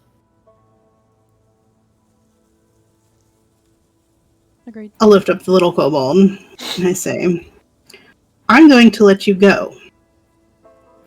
If you attack me, I will slice you in half like I did to your little friend back there. Got it? Make me an intimidation check. Oh, God. As a reaction, I'm going to take away the disadvantage on the roll. ooh. Damn. Thank you. 15. He shits himself. Ew. You just see some like We pellets, take a like, step fall back. to the ground. Hold him a little further out. No, not toward me. He doesn't say anything. He just nods very feverishly. And you will lead us in the direction that they ran. He looks to the others that are now just waking up and finding that they're tied up, and Eldario has just finished tying up the one that stops laughing. I'll slowly start taking out my sword and like look at him as if it's, he doesn't get a choice. He just feverishly nods again. I open my hand. He like crumples to the ground a little bit, but then eventually quickly finds himself to his feet. Probably let. Don't worry about that. I will make my way back over there. I'm still not quite sure what to do with the rest of these. Well, they managed to knock over the carriage and get themselves into this. They can figure out how to get themselves out of it. I like that idea. He and the duplicate both grab some of the ropes and start dragging them to the side of the path. Towards one of the tree. They're going to start tying them all to the same tree trunk. We said there was a pile of shiny things that they had kind of, I guess, pulled out from the carriage, or they were putting together for their tribute. Yes. Is it like a large pile of shiny things aside from the rapier, or is it like small trinkets, jewelry? I'm just going to take away the circle for the moment. Yeah, that's fine. It would have dropped. It would have faded. I'm going to say that this pile right here is essentially where their collection is, and it really consists of a small trunk that's filled with some nicer clothing, a shiny rapier still sheathed with a nice, beautiful, ornate silver handle, and then a coin purse. Somewhat like purple velvet with gold trim. I'm gonna scoop up the coin purse because I don't trust these little guys or any friends they might have to not come back while we are going after the elves and steal away with this whole pile of stuff. Sounds good. I'm gonna move this to this again, just because at this point combat's done.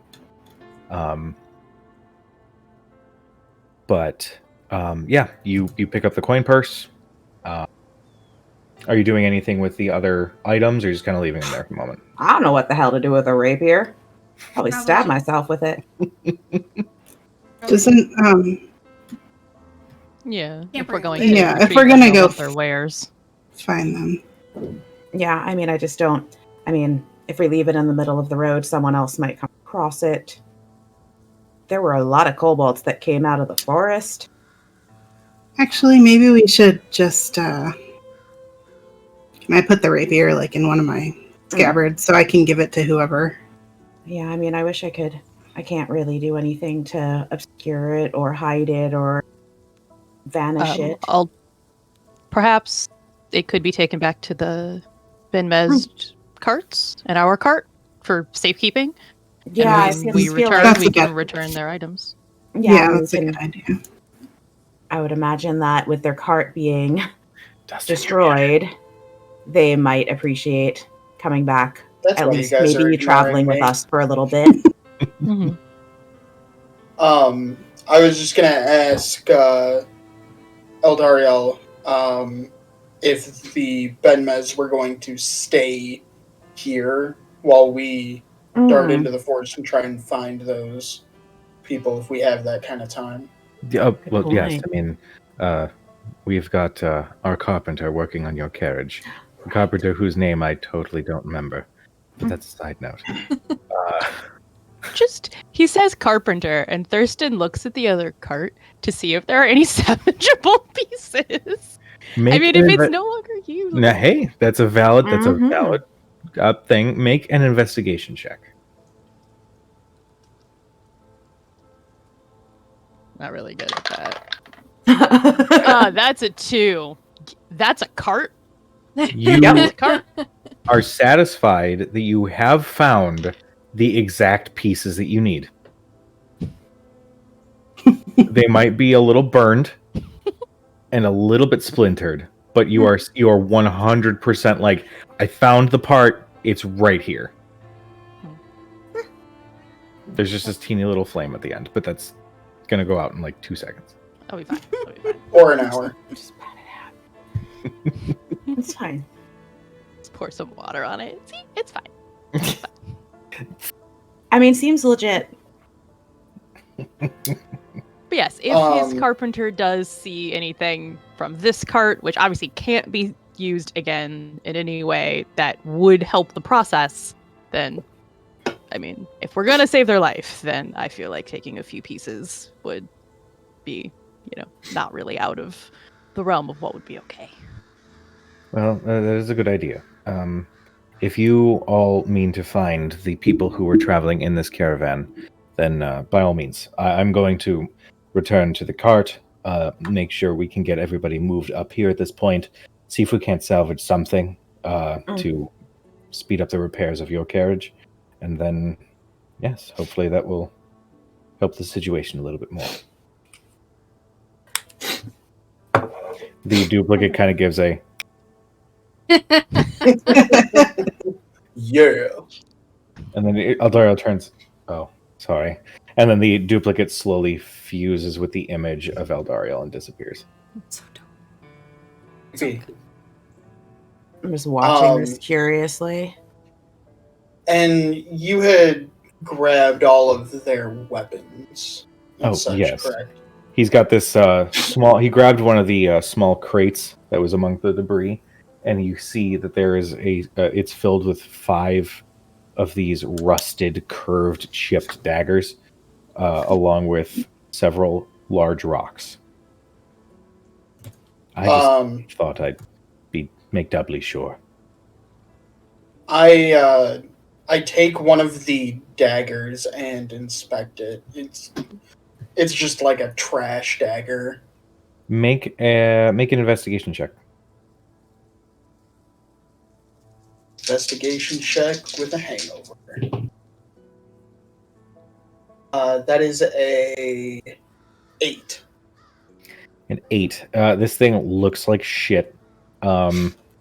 It is very roughly hewn out of iron with no flair. It almost looks like it was meant to be, like, it comes to a solid point, but it sort of drifted a little bit. And even like you run your finger along the edge, and it's not the sharpest thing ever, but with enough force it could do some damage. Mm-hmm. You also know with enough force you could just break it in half. Okay. So yeah, these are not any professionally made. I put that dagger in my belt. Okay. All right. So what are you guys doing? As Eldariel moves to go grab the carts and whatnot, are you guys just setting off right away? Yeah, I mean, the longer we wait, the more lost these 2 people are going to get. Okay. Yeah, I Do assume we any have of like you? torches and stuff on us. Oh yeah, Usually. yeah. You Just guys in have case. your traveling packs and all that. I have light also. I can always. Perfect. But has any Did anyone know anything about this area? I mean, I know Aside from it just being wilderness. aside from it being a forest, I mean, are there any villages around here? Anything where they could have, anywhere they could have made it to? Or do we think they're most likely just kind of wandering aimlessly through the woods? Probably just wandering. Well, DM, Mhm. between Whitestone and here, were there any like side paths or other roads or trails that we passed? If you guys look at the map in the handouts, with a day's travel, you guys are, if you're looking at where Whitestone is in the top right corner, you guys are along the path right above where the land cuts in and then comes back out, where you see those little small spits of land into the water on the west side. You guys are just north of that. So right now, I mean, you guys know that the Parchwood, it already has a little bit of a creep factor as it is. But if they got lost in there, it's not like there's a whole lot of other settlements and whatever nearby. It's just a gigantic forest. Yeah. Yeah, I don't think there's any other towns or villages between here and Whitestone. And they would only make it to Whitestone after an all-day hike going straight there along the road. So if we don't find them, best case scenario is they're sleeping out here. Oof. And based on previous experience, that might be a death sentence on its own. Yeah, especially with all their things left behind. Yeah, camping is terrible. They probably have nothing. That's not and are so bad. That's Courtney aimlessly wandering. and Cadriel. I feel that way. It's not that bad. It can be nice. You know what? I give in. But there are Sokka hair. There are bugs. Sokka hair. Well, yes, there are bugs. It's outdoors, but it's nice. You can lay out, look at the stars. It can be quite We could beautiful. probably have this conversation while We can have this while we're walking. Cujo, Yeah. For sure. It snowed, right? Yes. Can I try and track? Yes, you can. Go ahead and make me a survival check. I will say with advantage, which will sort of cancel out your hangover, given that you are following snow tracks.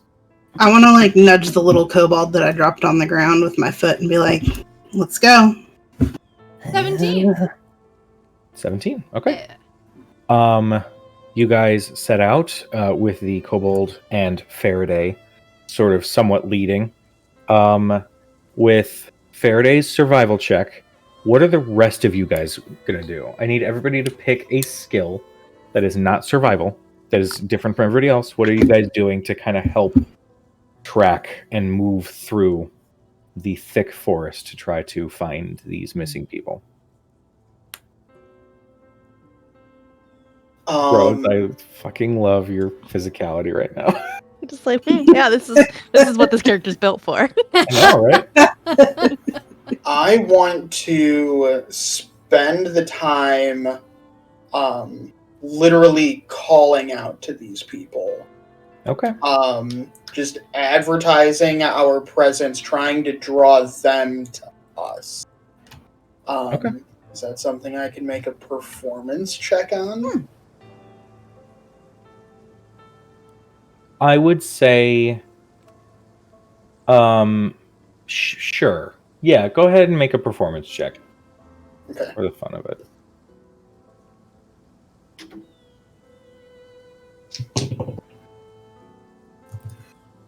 That is a 21. Okay. With your musician's skills, you can throw your voice enough that it almost booms a little bit louder. I'm belting just a little. Yeah. It does echo out as you continue to advertise your presence. Thurston, my buddy. He is just going to be looking around, just do a perception check, essentially, just kind of trying to see, just does he see movement that doesn't look like animal movement? Okay.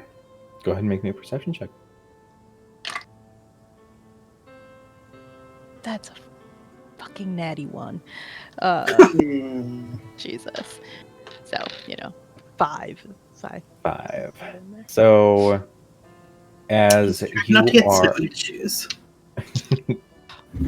as you are moving through, you honestly couldn't really tell if it was the hangover, the fact that you're in the wilderness in the middle of nowhere, the fact that the snow in this area is nice and built up to like halfway up your calf a little bit at certain points, but your focus is all over the place. And as much as you want to be focused on making sure that there's no other things around you, you can't help but feel just grumpy as you're moving through. Faraday, Thurston's like walking around and he's like, I paid a lot of money for these boots. Why are my toes wet? Why are they wet? He's sitting there talking to himself, being like, next time, lining. Getting fur lining. I knew I should have gotten those ones. I knew it. Mm-hmm. Yeah. All right. Cad. What are you doing? I think I would like to keep making sure this little kobold stays in line and doesn't try to like lead us astray off the path, off the what we're doing. But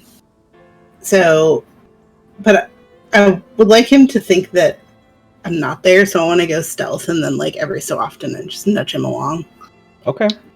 So you said stealth is what you're going with? Yeah. Okay, I like it. Go for it.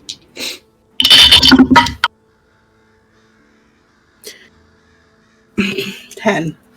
10? I rolled a natural 20 and a 4.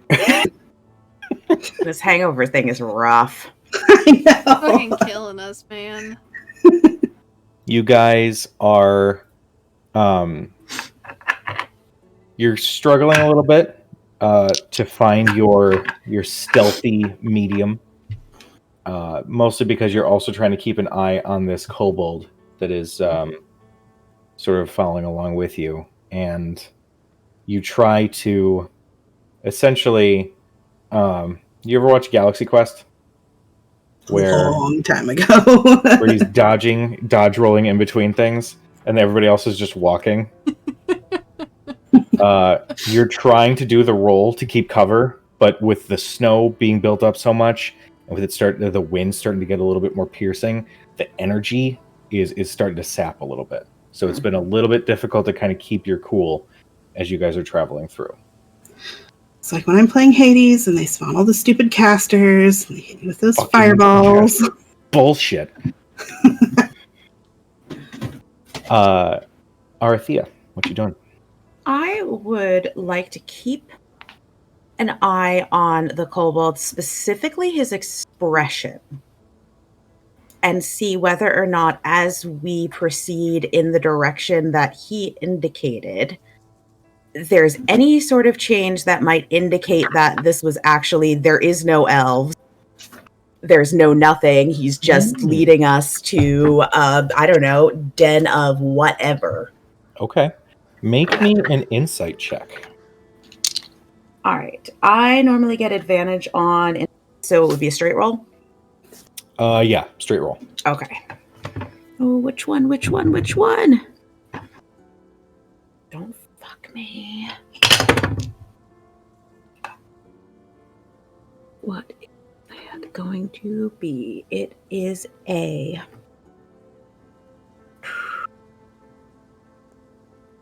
23. Nice. Looking at this kobold and seeing its behavior, you've spent enough time with it as at this point it's starting to get a little bit more towards the evening as you guys have been trekking through. Keeping an eye on his behavior and sort of comparing it to the other kobolds that you were seeing, he's not too difficult to read. It's very clear that he is scared. That he is doing whatever he can to survive. is very thrown because he doesn't have his brothers with him. That's right, I said brothers. You guys murdered family members. Stop giving the monsters family members! I just put them to sleep. I didn't murder anybody. Yep. All I Just did them was tell jokes. Yeah. We only killed one. I By cut one in association. half. Yeah, well, I mean, Court's like, I killed one! I cut it in half. Gadriel doesn't play those games. She doesn't have any patience. Don't laugh, Tina.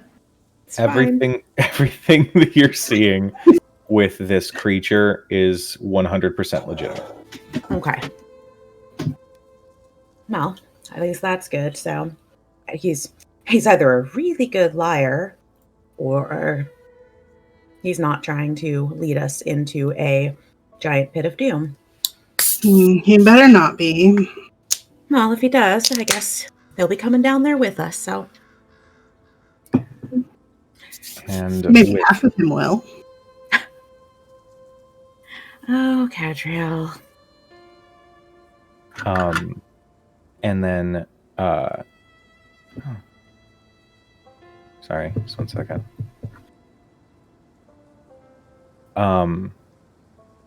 With the, you said 17 on your survival? Yeah. Okay. You are easily able to follow along with these footprints in the snow. The longer and longer you guys travel, you can see that at some point they did stop. Maybe about half a mile or so from where the carriage had been set upon. You can see that they sort of lingered for a little bit. You can see what looks to be a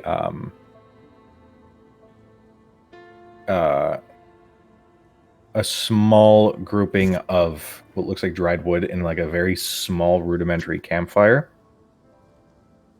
Before you can see their footprints move again from that spot.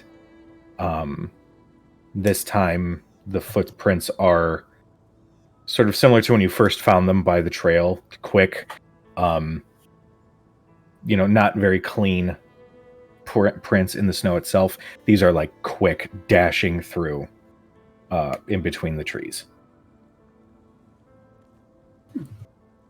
Your wits about you, everyone. You left here in a hurry. Driven by something?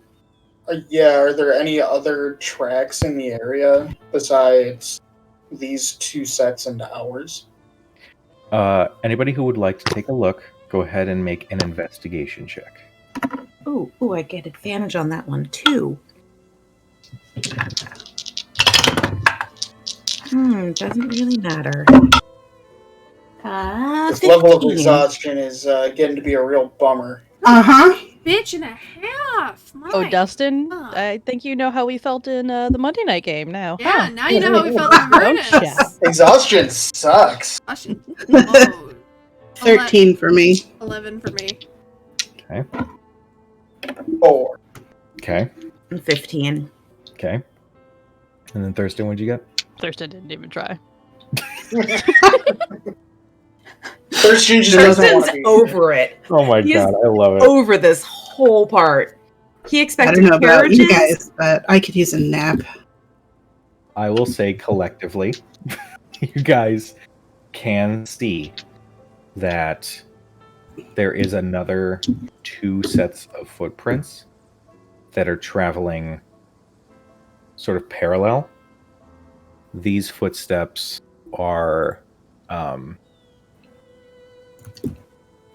about the same size, but instead of a nice sort of oblong shape going into the snow, you see 3 indentations being made towards the top of what would be a foot of some kind. And it's clear that these creatures are bipedal. Fucking claws. I will look at the little kobold and say, I'm guessing you did not come this far after they ran away. No. The big, me not big, me small, tiny, that big. Did you see anything else? No, we no venture into wood. We stay on path. Do you know of Wood's anything scary. that lives in the woods? Things that frighten you, things that you try to avoid? As you ask that question,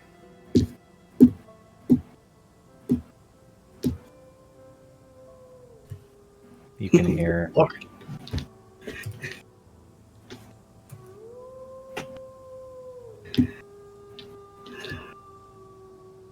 the distant howl of a wolf. And it's the kobold shrieks back, and almost, even though you have threatened to kill it, sort of moves closer to Cadriel's waist, almost as if like, protect me, please. Do not get sympathetic with that thing. We are not adopting it. I know I you have people. need for a pet. I know you fucks. Hush you. I look down at it and say, go back to your brothers. Do not try to sabotage any more carts. I will know, and I will come back. He shakes his head feverishly up and down. The Cinder King thanks you. The Cinder King thanks you. And he turns and bolts through the snow back to where you guys came from. Cujo, I have a question. Answer. So we haven't. What time is it? It's still like early. At this Like point, noon, the maybe? sun. Well, no, actually, sun this started to traveling through to find these people, it's actually taken some time. So now the sun is starting to set. Oh. Can we still see? Is it still? Are we You still do- in okay light? It's okay lighting. You guys maybe have an hour or two left before the sun fully sets. Did we happen to get to take a look at the moon last night? I High or didn't low? take a look at much of anything last night. I think I did Low. actually. I was looking at it When I was outside. Arathea was doing some. Yeah. I Okay. was sitting outside just watching before the event. Do we remember what that moon? Do Well, I remember what the having moon this looked like? Do I collective remember night? As we're all having this collective thought, I just say, well, I caught a good view of Marin's full moon this morning, but I don't think that's what you're talking about. Oh, but Terrible. You I guys. just look at Dermot. Arathea, you did find that it was nearly a full moon. Okay. Yeah.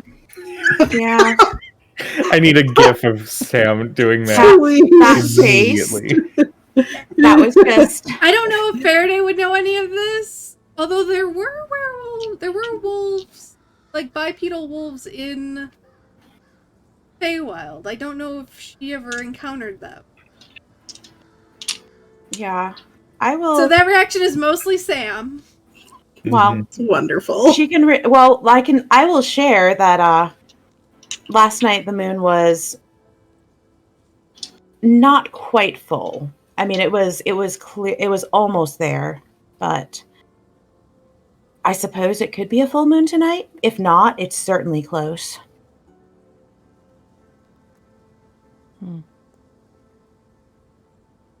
Keep moving. Yeah, I feel like the sooner we That's can. a good idea. And I start, continuing to follow the tracks. Okay. Given that we're following these clearly clawed tracks, I'll take both my weapons out and just have them ready. It's a good plan. I mean, How many hours has it been since we stopped? I'm gonna say it's been About 3 hours. Okay, cool. Mage armor's still good. Yeah, you're still. Yeah. It's good. It's good for the day. It's nice. You put it on in the morning, don't have to think about it. Well, it's only 8 hours. Yeah. But that gets you through like a good chunk of your day before you get stabbed and realize that whoops. Cool. Lesson 2. I maintain a brisk pace, but having learned my lesson, I do not venture too far ahead of the group. Stop calling.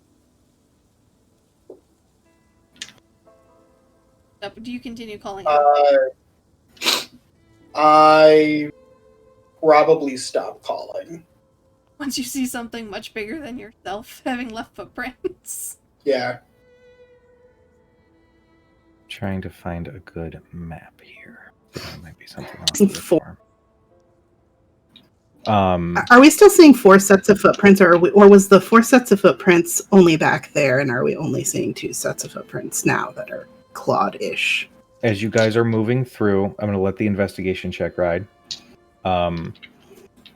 You can definitely still see 4 sets.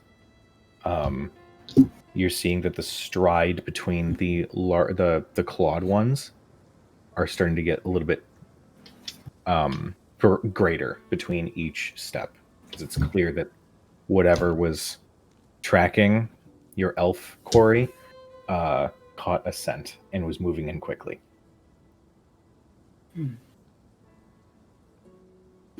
the howls that we're hearing, they're ahead of us. Are we Yes. hearing them from just that direction, or Yes. Yeah, okay, just that direction. okay? Well, that is not good. Not good at all. What are you talking about? Doing Nope. Mm-hmm. Nope, not good. What? What?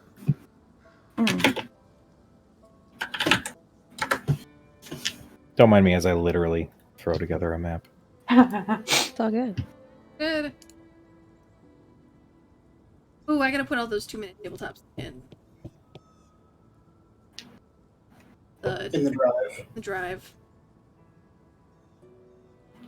Actually, Ian had bought that pack right around the same time you guys did. Mm-hmm. I was like, "Oh, cool!" And he was like, automatically shared it with me, so I actually have perfect. all this Oh, stuff. excellent. Sweet. Excellent. Excellent. So, you guys continue to move through. Are you guys trying to move stealthily? Are you trying to be I'm not trying to be stealthy. I'm trying to be fast. okay? As you guys are moving through, you can now start to see some more evidence that something went horribly wrong. In the snow, you can see that sorry, I'm trying to put words into a sentence while doing other things at the same time. You do that. Focus on that. We'll recap Cool. our. Okay. Thank you. Love you. Nobody judge me. Okay. Never mind. I can't. No do judgment. That. I can't do that shit and talk at the same time either. While Cujo's setting up what he's setting up. For a reminder for those who may have tuned in late, if we get to 50 followers on Twitch, make affiliate by the end of the month. So February 28th, that's Sunday. Probably right by the end of that stream. That Saturday, Nerdhouse will play Phasmophobia with Cujo on stream on the 6th of March. We are like 3 followers away. We're real close. Like, I think we could get it by the end of the week if we get those 3 followers. And like I said earlier at the beginning of the stream, if this happens, I will shut the hell up about it. Otherwise, I'm just gonna bug you guys, and it's gonna get obnoxious. And then eventually someone will make an extra email account. This is the worst marketing strategy I've ever heard. Really? I think it's great. Do the thing, or I will bug the shit out of you until it happens. I mean, honestly, that Hey, would Laura. work on me. And to be fair, anybody in any of my Discord channels knows that that's true. I mean, isn't that See, Junie says Phasmo is a great game. Exactly. Isn't that the entire marketing strategy behind any streaming or media website that wants you to pay for a subscription to avoid ads? Mm-hmm. Yeah, any That ad is stuff. You just get the You just get it. subscription.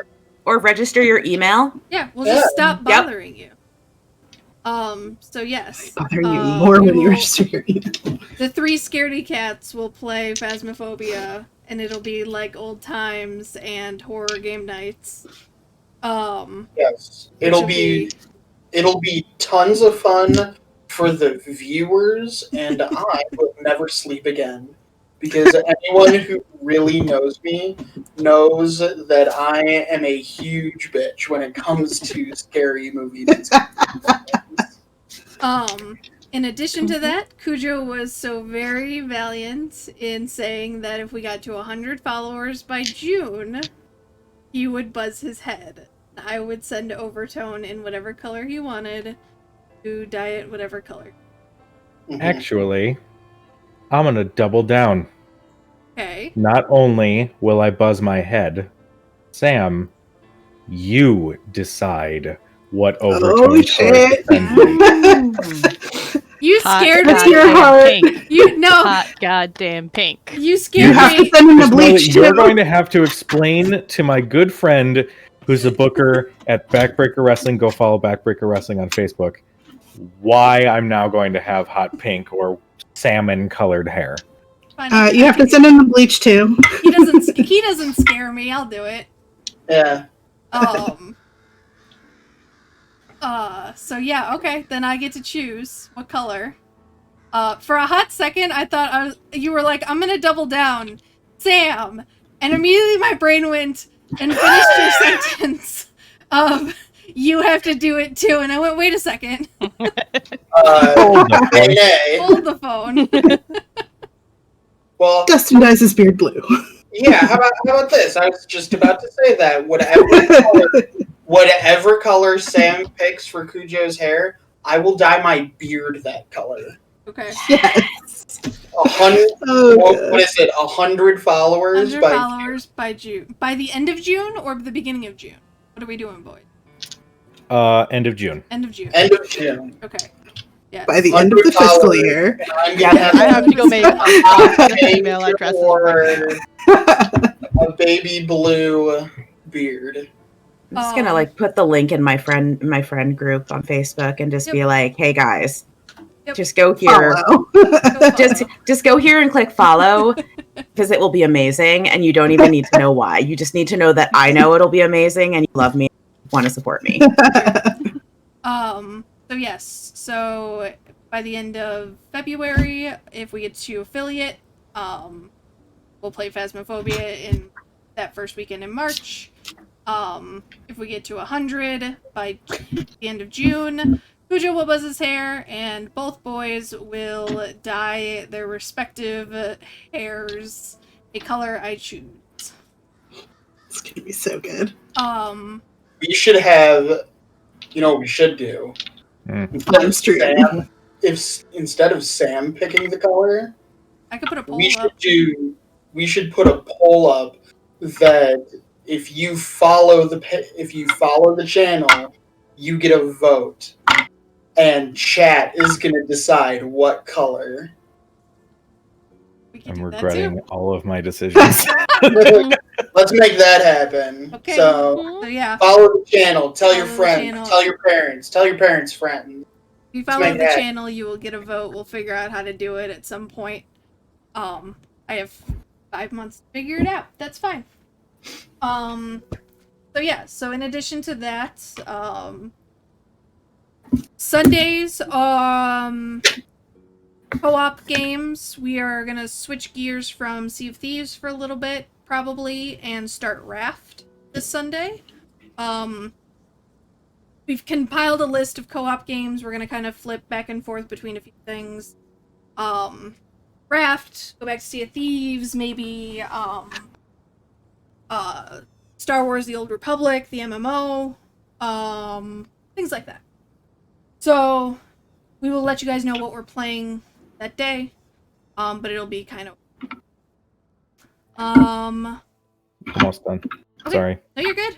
Take your time. That's why Gosh, we're doing Kujo, this. you're slow. Tina's not even in her Trust chair. me, It's fine. this would have okay. This is one of the exact things that I miss about in-person gaming. Is like this would not have taken nearly as long. Right. You just like have a map like Yeah, here's like 2 trees and And a yeah. rock. But Pretend that Lego Watch dragon Tree is a Maker on my statue. tablecloth. Yeah, here's a Lego like rock and this fortress, and there you go. We're all done. What else? Oh, we have plans for new types of streams this year. We also plan on doing some charity stuff, so keep an eye out for that to benefit Extra Life, including the current big thing we have planned is going to be August, which will be Tabletop Appreciation Weekend. So you guys will get details on that as soon as we know the dates. You guys will know the dates. Go from there. Otherwise, we'll be doing bits and pieces here and there. If you've ever either participated in or watched our 25-hour stream, you'll know how crazy it can get. So if we do a charity stream, plan for some insanity and zombies with chainsaw arms, that kind of thing. I swear we to play God. for the kids. Our streams Swear are to not God. for kids. Swear to God. Yes. Chainsaw tank. It's a thing. Rhodes is right. We play for kids. The stream is not for kids. Stream is not kid friendly. The charity is. Please throw away all orange-flavored alcohol that may have aged in your cabinet before the stream. It's vodka. Yep. Vodka doesn't go bad. It always tasted awful. Yeah. So yeah, I think that's about it from what we talked about earlier. But we've got some big plans.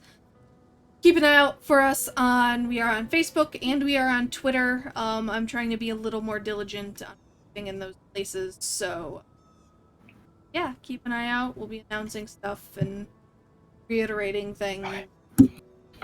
Making it all fun. Yeah, fun. Yeah. We're having fun. So much fun. So much We're having fun, damn it. Okay. It's like mandatory fun. Yes, we all have to have fun. It's like any family gathering when I was a kid. All right. There we go. Okay. Kind of impressed with myself, not gonna lie. Anyway, okay. So, as you guys are moving through the forest, the sun has definitely set at this point. Just as it has, you can hear what sounds like scuffling, some tense conversation, and some snarls and roars. Maybe about 200 feet or so from your position. Ed? Can I, I don't know if you want me coming with you.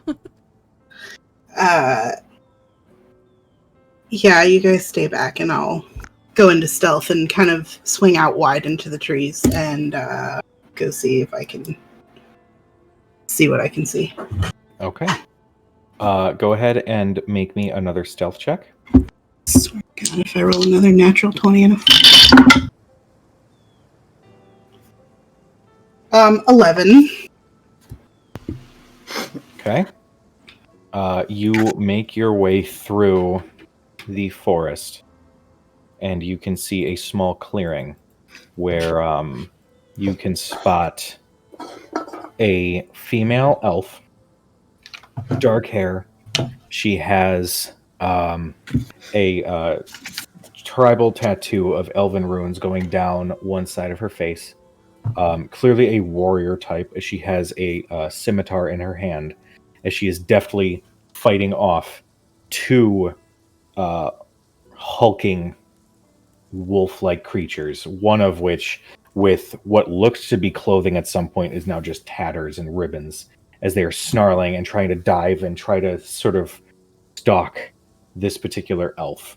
Next to this female elf is a male elf, beautiful blonde hair and a bit of a mess, with a nice circlet that is a little bit cocked to the side, as he is clutching to his chest with a small dagger, and very worriedly looking between the two beasts. For a clutching second, his I thought pearls. you were going to say. He's clutching his pearls. Wait, what did you say, Dustin? I said for a second, I thought you were going to say beautiful, blonde, slightly messed up hair, face down in the snow, not moving. And how far back is the group again? You said 200 feet? Yeah, about 200 feet. And at this point, you can see as the female elf is sitting in ready position, she actually eyes you and says, "Run.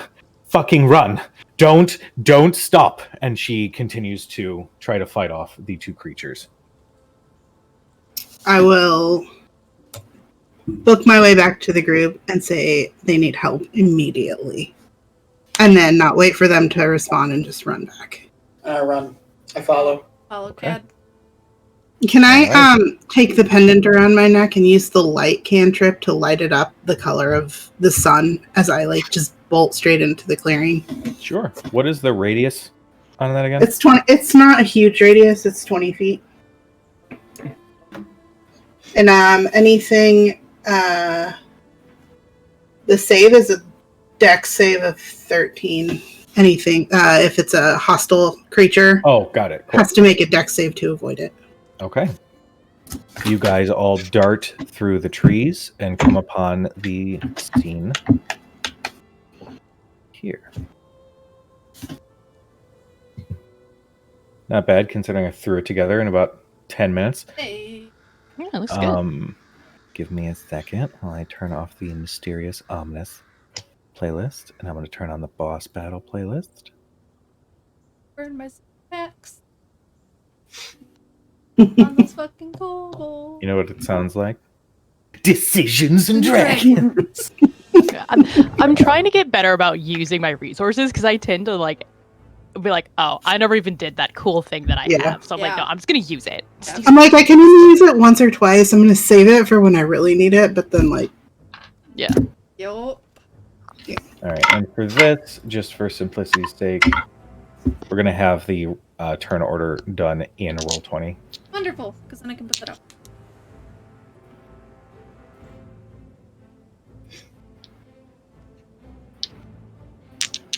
Cujo, I cannot. Arithia. Really? I can't see Arethia or Faraday. Mm-hmm. I can't see Faraday. Oh, it's a good thing I'm the one capturing then. We're really good at this game now. Oh, we're still at Oh, disadvantage. Jesus Christ.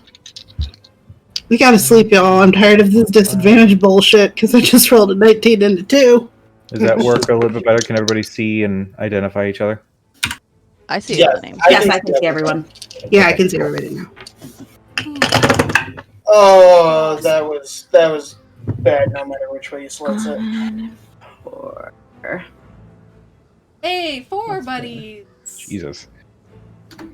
Guys, I have bad news. Always together, Sam. Yeah. You break your dice? Guys? What's your bad Guys, news? I have bad news. The negative. Force party. Forest party. Oh, let me Oh, roll. God. for- I want you to know that I rolled a natural one. So did I. Oh my god. I rolled a 2, so, God, I'm glad it's only on skill checks. I rolled and a not fucking 1. hit rolls. It was gonna be bad either way. You know what? I had one good roll earlier, dual 19s. And balls Hey guys, over it's okay. trucks. The Elven Noble is last. Oh, I mean, he's sitting there clutching his pearls, so. Yeah. Yeah. All right. First up, we've got a werewolf. Upon hearing that there are others now joining the fray, and hears the commotion behind him, he's going to turn. And he is going to charge. Oh no. He's going to double move, so he's going to move 5, 20, 20. Oh, he doesn't have to. 30. He is going to... I can turn that one off. Of course, I don't have armor Magathas anymore. I blew my load earlier. Well, it's a little premature. It's fine. All right. What is Faraday's AC? What was it? 16. 16? Okay. So the 11 is not going to hit with the bite. No. The claw, however... God damn it. 14. So, Faraday, you're kind of running in, preparing for combat, just as you see this hulking form turn, look at you, and you just see the glinting moonlight in its yellow eyes as it dashes towards you and goes for a bite. You narrowly move out of the way of both of its attacks. It's a little terrifying. Just sliding in the snow like, oh fuck! Yeah. Trying to backpedal. Up next, actually, Thurston. What is Thurston's dex? It's a +1. +1? Alright, I'll just let you go first, because the werewolf also has a +1. So Oh, okay. Ty's going I would first. think a werewolf would be faster than me. Seeing what's happening here, he is actually going to cast Aid. And so he is going to target Cad, Faraday, and Arethia is like in the shit right now, like real close to one of those enemies, so her as well. So everybody gets 5 hit points, so your hit point maximum increases by 5, and your current hit points increase by 5. 4. And then 5, 10, 15, 20, 25, 30. He gonna run like a bitch over here. Like, nope. No. I almost just farted from laughing. He gonna run like a bitch. All right, sounds good. Anything else for your turn? No. Okay. So it's basically 5 added to our max hit points, and it gives us 5. It's And not it gives temp. you- It's not temp HP though. It's not temp HP. No. Okay. It raises you. your actual maximum, which is probably good for the Blood Hunter. Yes. Okay. That is wonderful. Thank you. This one up here is going to move and attack the elf. Pardon me while I dodge back and forth between 2 tabs. Let me know what their stuff is. You need another screen like Sam. I have 2. I've got one dedicated to our video chat, and then I've got one for everything else. I have 3 also. 3, baby. That is going to hit with the bite. 7 hit points to you. Oh, God. Oh God, who's measuring? That's me. Okay. I was like, it's not one of them. No, that's me. Just trying to figure out what my line of sight is going to be on these guys. I don't have any. So, yeah. the werewolf bites into the elven woman, and you can see the teeth clamp down on her shoulder. She pushes it off and then dodges out of the way of a claw attack. You can definitely see blood trickling down over her armor. Up next, we have Arethia.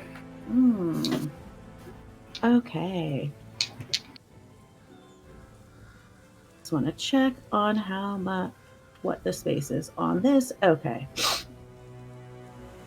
All right, wonderful. I'm first going to Melee range for this guy with Faraday is still standard 5 feet, so I wouldn't incur Correct. attack Yeah. of opportunity. Okay. Yeah, you're good. Sweet. Then I am going to move myself back.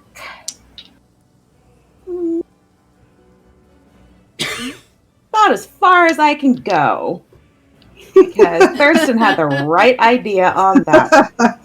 Mm-hmm. Oh, our squishy cloth wearers. Yeah, squishy cloth wearers need to back the hell away from the terrible melee things. And I am going to cast Chromatic Orb at 2nd level. Okay.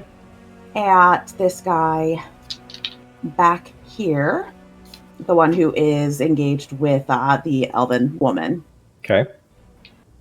And that is, it's a range of 90 feet, so it should be fine. And attack rolls not at disadvantage, correct? Just ability checks, right? Correct. Yeah. One level of exhaustion is only ability check. Okay, so let's see, that will be a 20 to hit. That will hit. Go ahead and roll damage. Right, wonderful. So Wonderful. 4d8. Nice. 4d8, and I will declare it as lightning damage. Nice.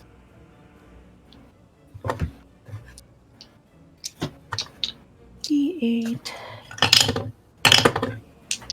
6, 8 is 14. Realize I have to 14, make 5 is con save for no reason. 19. Plus 4 is 23 lightning damage. Fuck. Damn. Oh. So yeah, in that case, it's basically I throw a tiny little moat goes sailing, like arcing across, and as it gets to that space, it's just like a crack of lightning comes down. Yeah. The lightning surges through the wolf as it shudders just with all the electricity running through it. You can see a little bit of smoke coming off of its fur. But it is still up, but definitely a little jittery after the lightning bolt that just hit it in the damn face. Nicely done. That really fucked it up. All right. Up next is the elven woman, who, still holding the wound on her shoulder, turns back towards the elf, or the other elf, and just goes, "Fucking flank with me, you fool!" And she moves 5, 10, and she is going to try and make an attack. She's got her scimitar. That will hit. As well check the other one. The other one's a natural 1. Okay, so we're going to at least resolve this.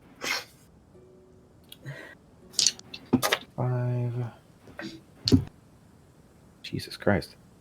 Holy shit.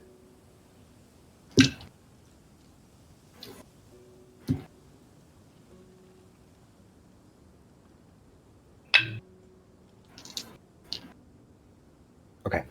So the elf moves around the side of the werewolf as it is recoiling from the lightning, and she hacks at it with her scimitar. And you can see that the wound courses through the flesh of the wolf, and it recoils in a little bit of pain, but not as much as you would hope. It then starts to get a little woozy, but then steels itself. And just as she goes in for another strike, the wolf catches the blade in its teeth, and she is pinned up against this creature.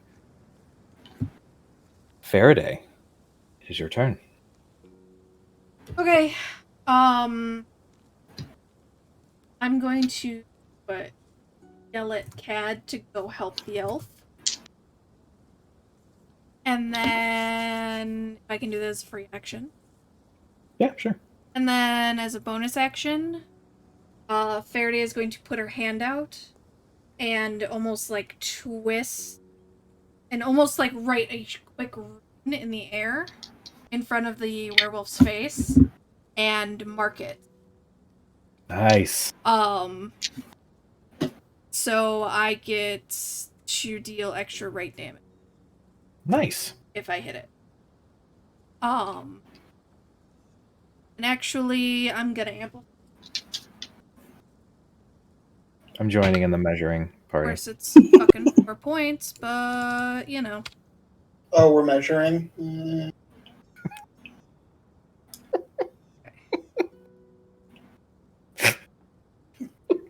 The map is just arrows. These are a mess. Look, I'm trying to get to the right spot, okay? Just Alright, saying. So I amplify, which means I get advantage. Nice.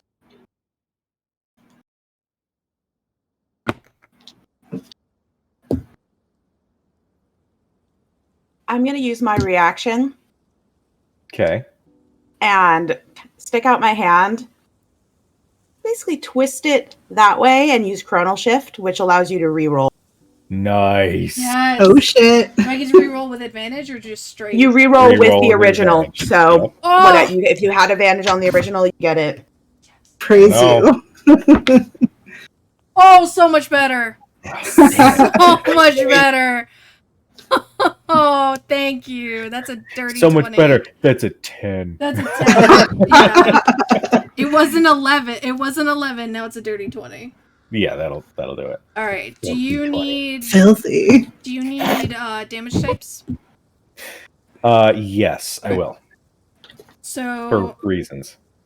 I don't know. Okay, so I guess this is a determination on you, Cujo, if the...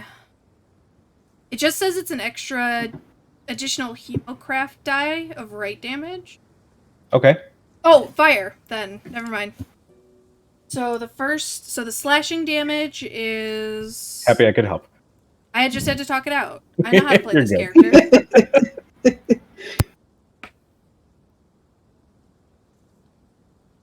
8 points of slashing damage. Okay. And 5 points of fire. Solid.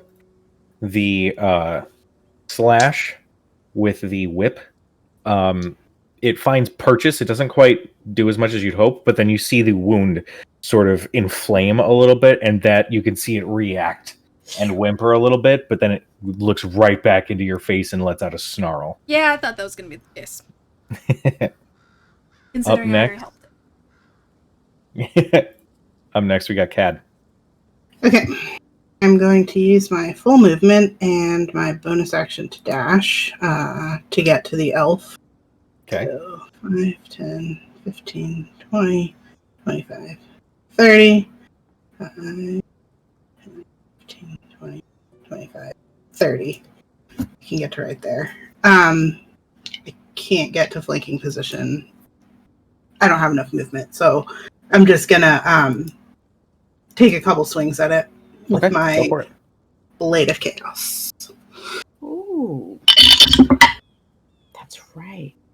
19 to hit. 19 will hit. Okay. So that is... and I should get sneak attack on this also. Mm-hmm. So that's 8 piercing damage, I believe it is. Okay. Yeah. Plus another...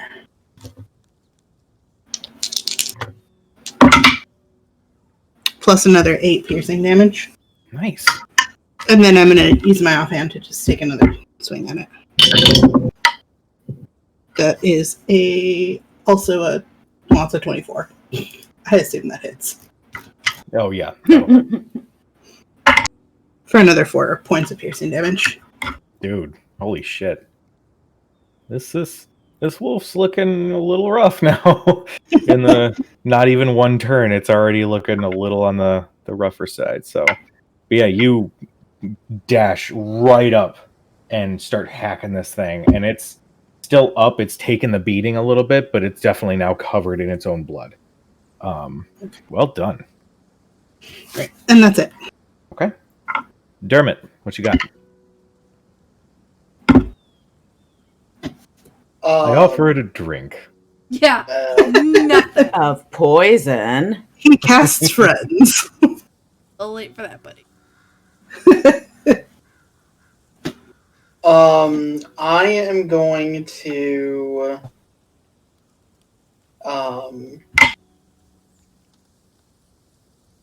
I'm going to need... Go.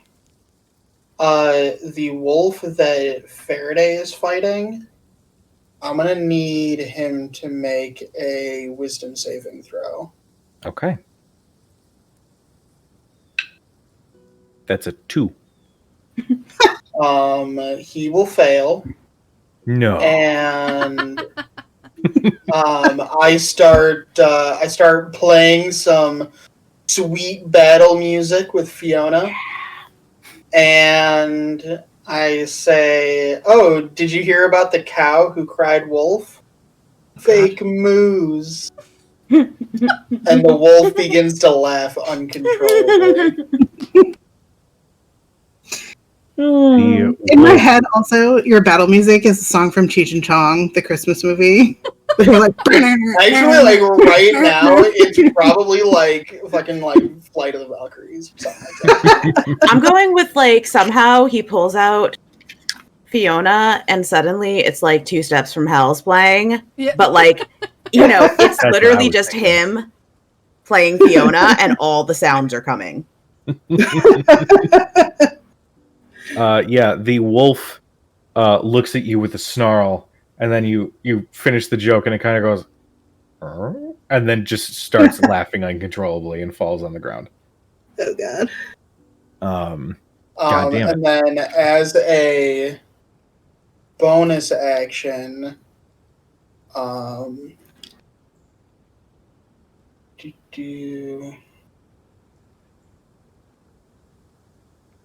as a bonus action, I will inspire Cadriel. Aw. That music is really inspiring. I mean, you know, You have like theme music. it's fine. I'm good with it.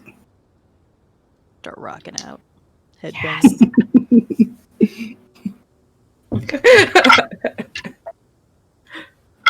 All right. Up next, we have the Elven Noble. Going to... and is going to run forward with the dagger Oh, God. and attempt.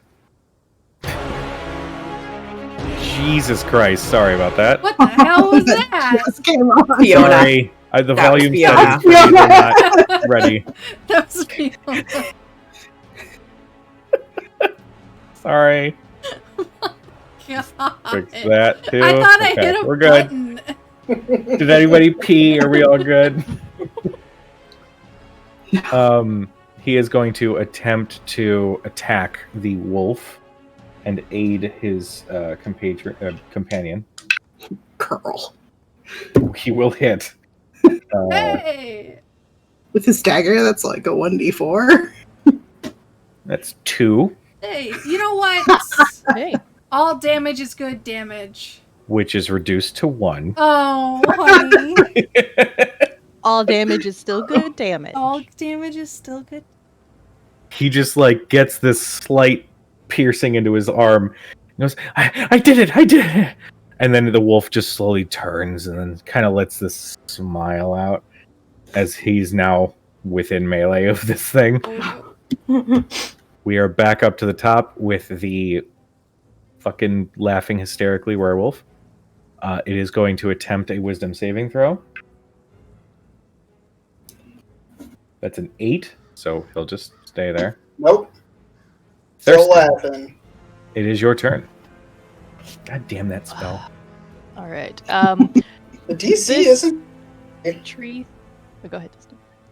This tree thing is just like obscuring my view right now. I would say that your view. Let me use the measuring thingy. You can see like here and here, but like where the trunks are, I'd say you'd have to move like to this spot if you wanted to target that specific wolf. So like right here. Okay. Gotcha. All right. Since I can't get within range to do what I really friggin' want anyway, I'm actually gonna move here. So I'm still kind of hiding behind the tree. Okay. Um, So you got half and then I'm cover just for any gonna range. cast Sweet. And then I'm just going to cast Firebolt. Okay. And I don't think that a 10 is going to do anything. It ducks just as it sees the light sail through the air, and the firebolt passes right over its head. All right. I don't have a bonus action I'm going to do right now, so that's it. Okay. It is that wolf's turn. It is going to stay where it is and turn and look at this elven snack.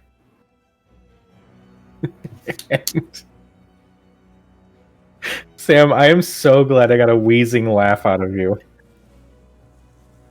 You a whole ass snack. Going to make an attack. Yep, that's gonna hit. Dealing 5 points of damage to this noble.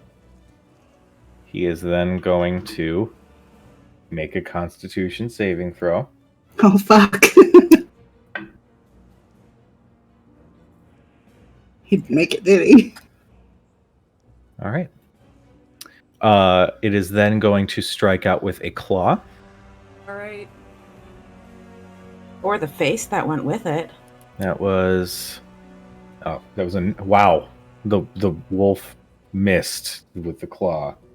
He's a dude in some, like, fancy robes. That's impressive, actually. Maybe they got caught in the robes. Done. You know what? I like it. Broke his pearls. He got his nails caught in like the flowy sleeve. The wolf is then going to attempt to flee. So, Cad, you're going to get an attack of opportunity as well as the two elves. So go ahead and take it now. Do I get sneak attack on it? Yes.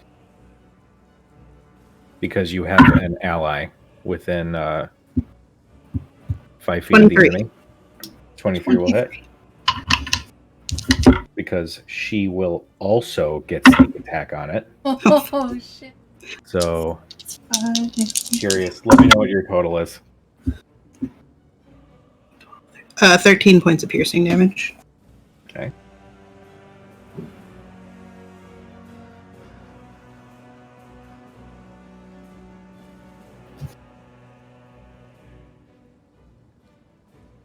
Okay, so what's 19 plus 17? Or what was your total, Kat? 16? 13. 13, I'm sorry.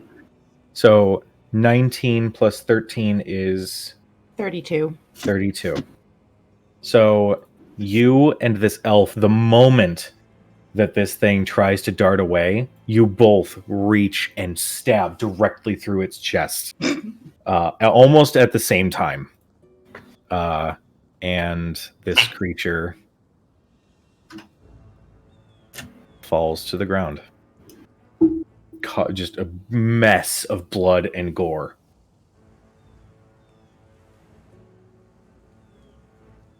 Up next, we have Arathea. All right. I am going to take my full movement and get over to right about there. Not having to worry about the other one because I see that just go down. Also, I should have done 2 more d6 of damage on it that I forgot to roll because of my sword's bonus, so it would have been like eviscerated. Yeah, that thing would have gotten fucked up. So I am going to take my full movement and kind of head off in to the left, get a little bit more distance away from the still angry were creature. Then turn and stick out my hand and shoot 3 darts of force at it with magic missile. Okay. Go ahead and roll your damage. Pew pew pew. 1, 3.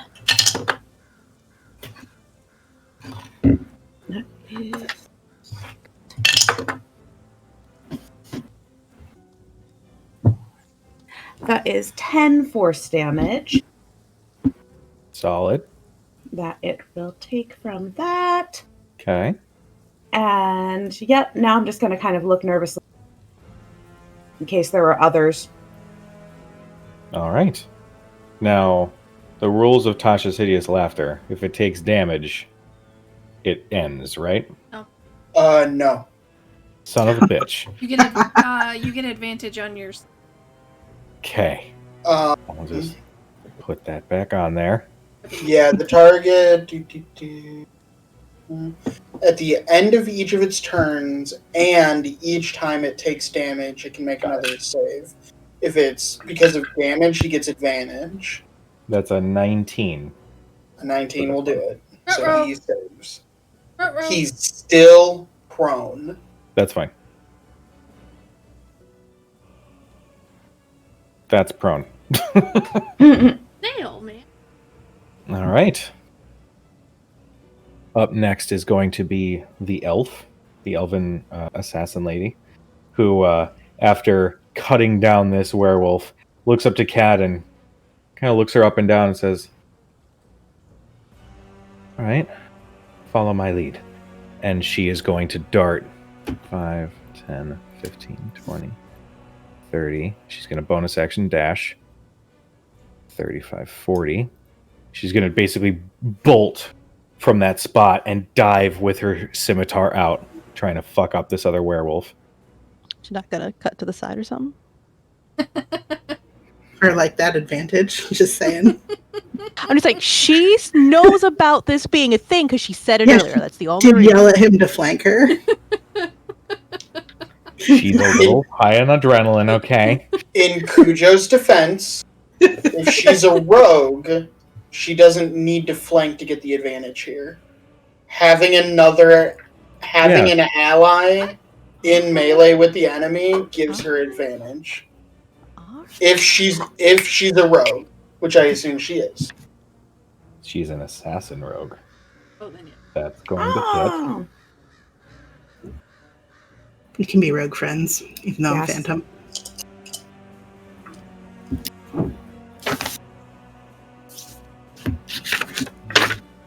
Jesus Christ. So she runs, and with her first strike, essentially hacks deep into its back. And even though you guys know that it didn't quite find as much purchase as she would like, it did still carve through a large chunk of its flesh. So that first strike definitely fucked it up. Second one does hit for a couple more damage, but she did fuck it up a little bit. It's Wait, still... I have a question. I may have an answer. Who hit it to wake it up? Alethea. Yeah. You did? I did. Because it was incapacitated, was that an automatic critical? Is that just on melee attacks? Was it incapacitated or just prone? It was incapacitated because it was laughing uncontrollably. Oh, her. The magic missile.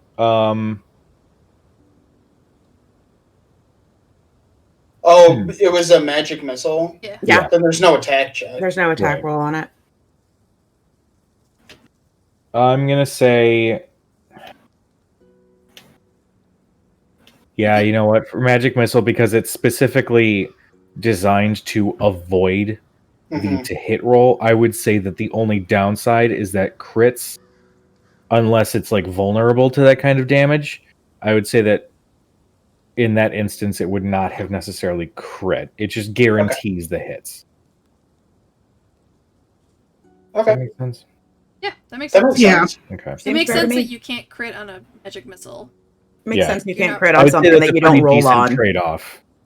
Yeah, For an yeah, but automatic hit regardless, because magic missile hits. yeah, it just hits. You just Uh, are Cujo? really, really precise with it. Cujo, you know me. I will look it up later, and you and I will have a conversation at a later date about it. Gotcha. Not that he'll ever cast that spell, but No. It's just something to keep in mind.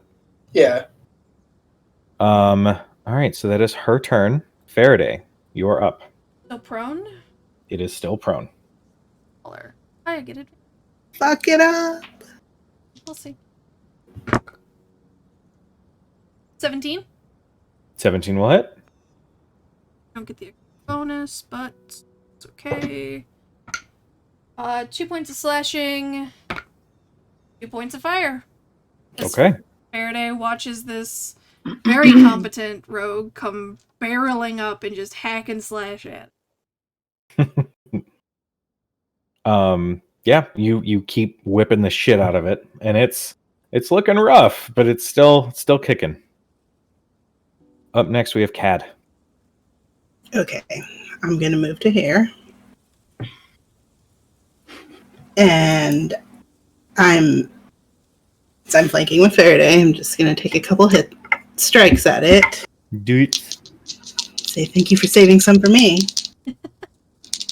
Oh, you know me. I like making sure to accommodate everyone. 22 to hit. That'll do it. Okay. So that's 8 plus sneak attack. 9, 10, 12, plus the extra 1d6. 14 points of piercing damage. Okay. And then I'm just gonna swing my blade back at it and take another attack. I couldn't have rolled a natural 20 on the first one. Oof. Hey. Cool. So that's full base damage, so 6. Okay. Plus another 2, so 8. That it was exactly what you needed. Hey! Do you want to know what was helping you there? That sword is technically magical. Oh. They have resistance to non-magical slashing, bludgeoning, and all that shit. So yeah, you were getting full damage. The assassin was getting halved the entire time. Okay, yeah, I mean, why not use your magical weapon? So I want to just, stab straight into it with the second blade and just twist it. Nice. Yeah, you plunge the blade into its chest, and it lets out this like obviously not like an old man trying to get up, but you know what I mean. You plunge it into its chest, and it lets out a whimper, and then you twist it, and then the sound is gone, and its last death throes slowly subside as its limbs go slack at its side. Everybody, it's the adrenaline slowly ease. Just as you hear, Imra, don't feel so good. You guys turn and look, and you see, almost perfectly framed, you see him clutching his shoulder, the meaty part of his shoulder, right above the collarbone, as it's just oozing blood seeping through his very nice elven robes. And you can see he's kind of doubled over. And just as you can see through the clouds, as the clouds slowly move, the light of a full moon beams down, and he shudders as his body is forced to look up. And you can see his eyes start to turn yellow. And that's where we'll pick up next time on Decisions and Dragons. Motherfucker! Rude. Oh, That's pretty sweet. just for fun. None of us have gotten bit by those things, have we? Mm-mm. None of them Okay, got good. hidden. Yeah. I'm going to keep where things are at here. Might actually get rid of the 2 bodies. But Just leave them for flavor. yeah. You could make a little blood pool, put it around it. But yeah, that's I think that's a good place to call it for now. And then we will pick up next week with some more hungover, fucking werewolf fighting, horrifying forest. Yeah, really, this day has sucked. Yeah, exhaustion blows.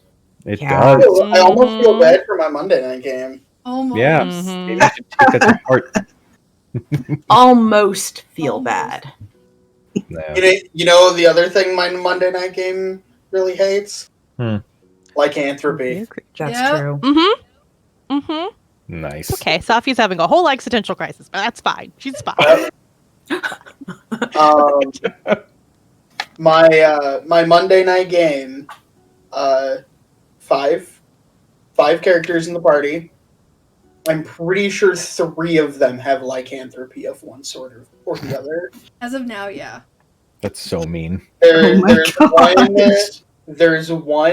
were-rat, and 2 of them have were-boar lycanthropy. Oh. Hmm. Did they get it from the same place? Kinda. The third one got it from another party member. Yeah. Oh, man. yeah, it's rough when that happens. All right, everybody. Well, thank you to everybody who is tuning in. What's the follower count at? We are at We are at 47. yeah. So All we right, need got 3 3 followers. more followers. All right. We'll keep bugging the crap out of whoever's watching the show. Yeah, all I 5 of told you. you, I'll stop. I'll stop Um, once it happens. but yeah. Yeah, I mean, even if D&D isn't quite your thing, we are streaming on Sundays as well. Was it decided? Are we playing Raft this weekend? I think we'll probably be. Most like it. Most Okay. Barring likely. any technical difficulties, we'll probably be playing.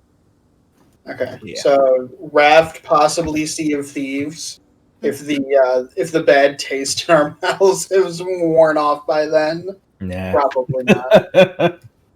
You should have been there. We're really not very good at that game. We're terrible, really. But yeah, Sunday 6:30 we'll be playing that, and then next Wednesday we'll be back for more. What is it called, Cujo?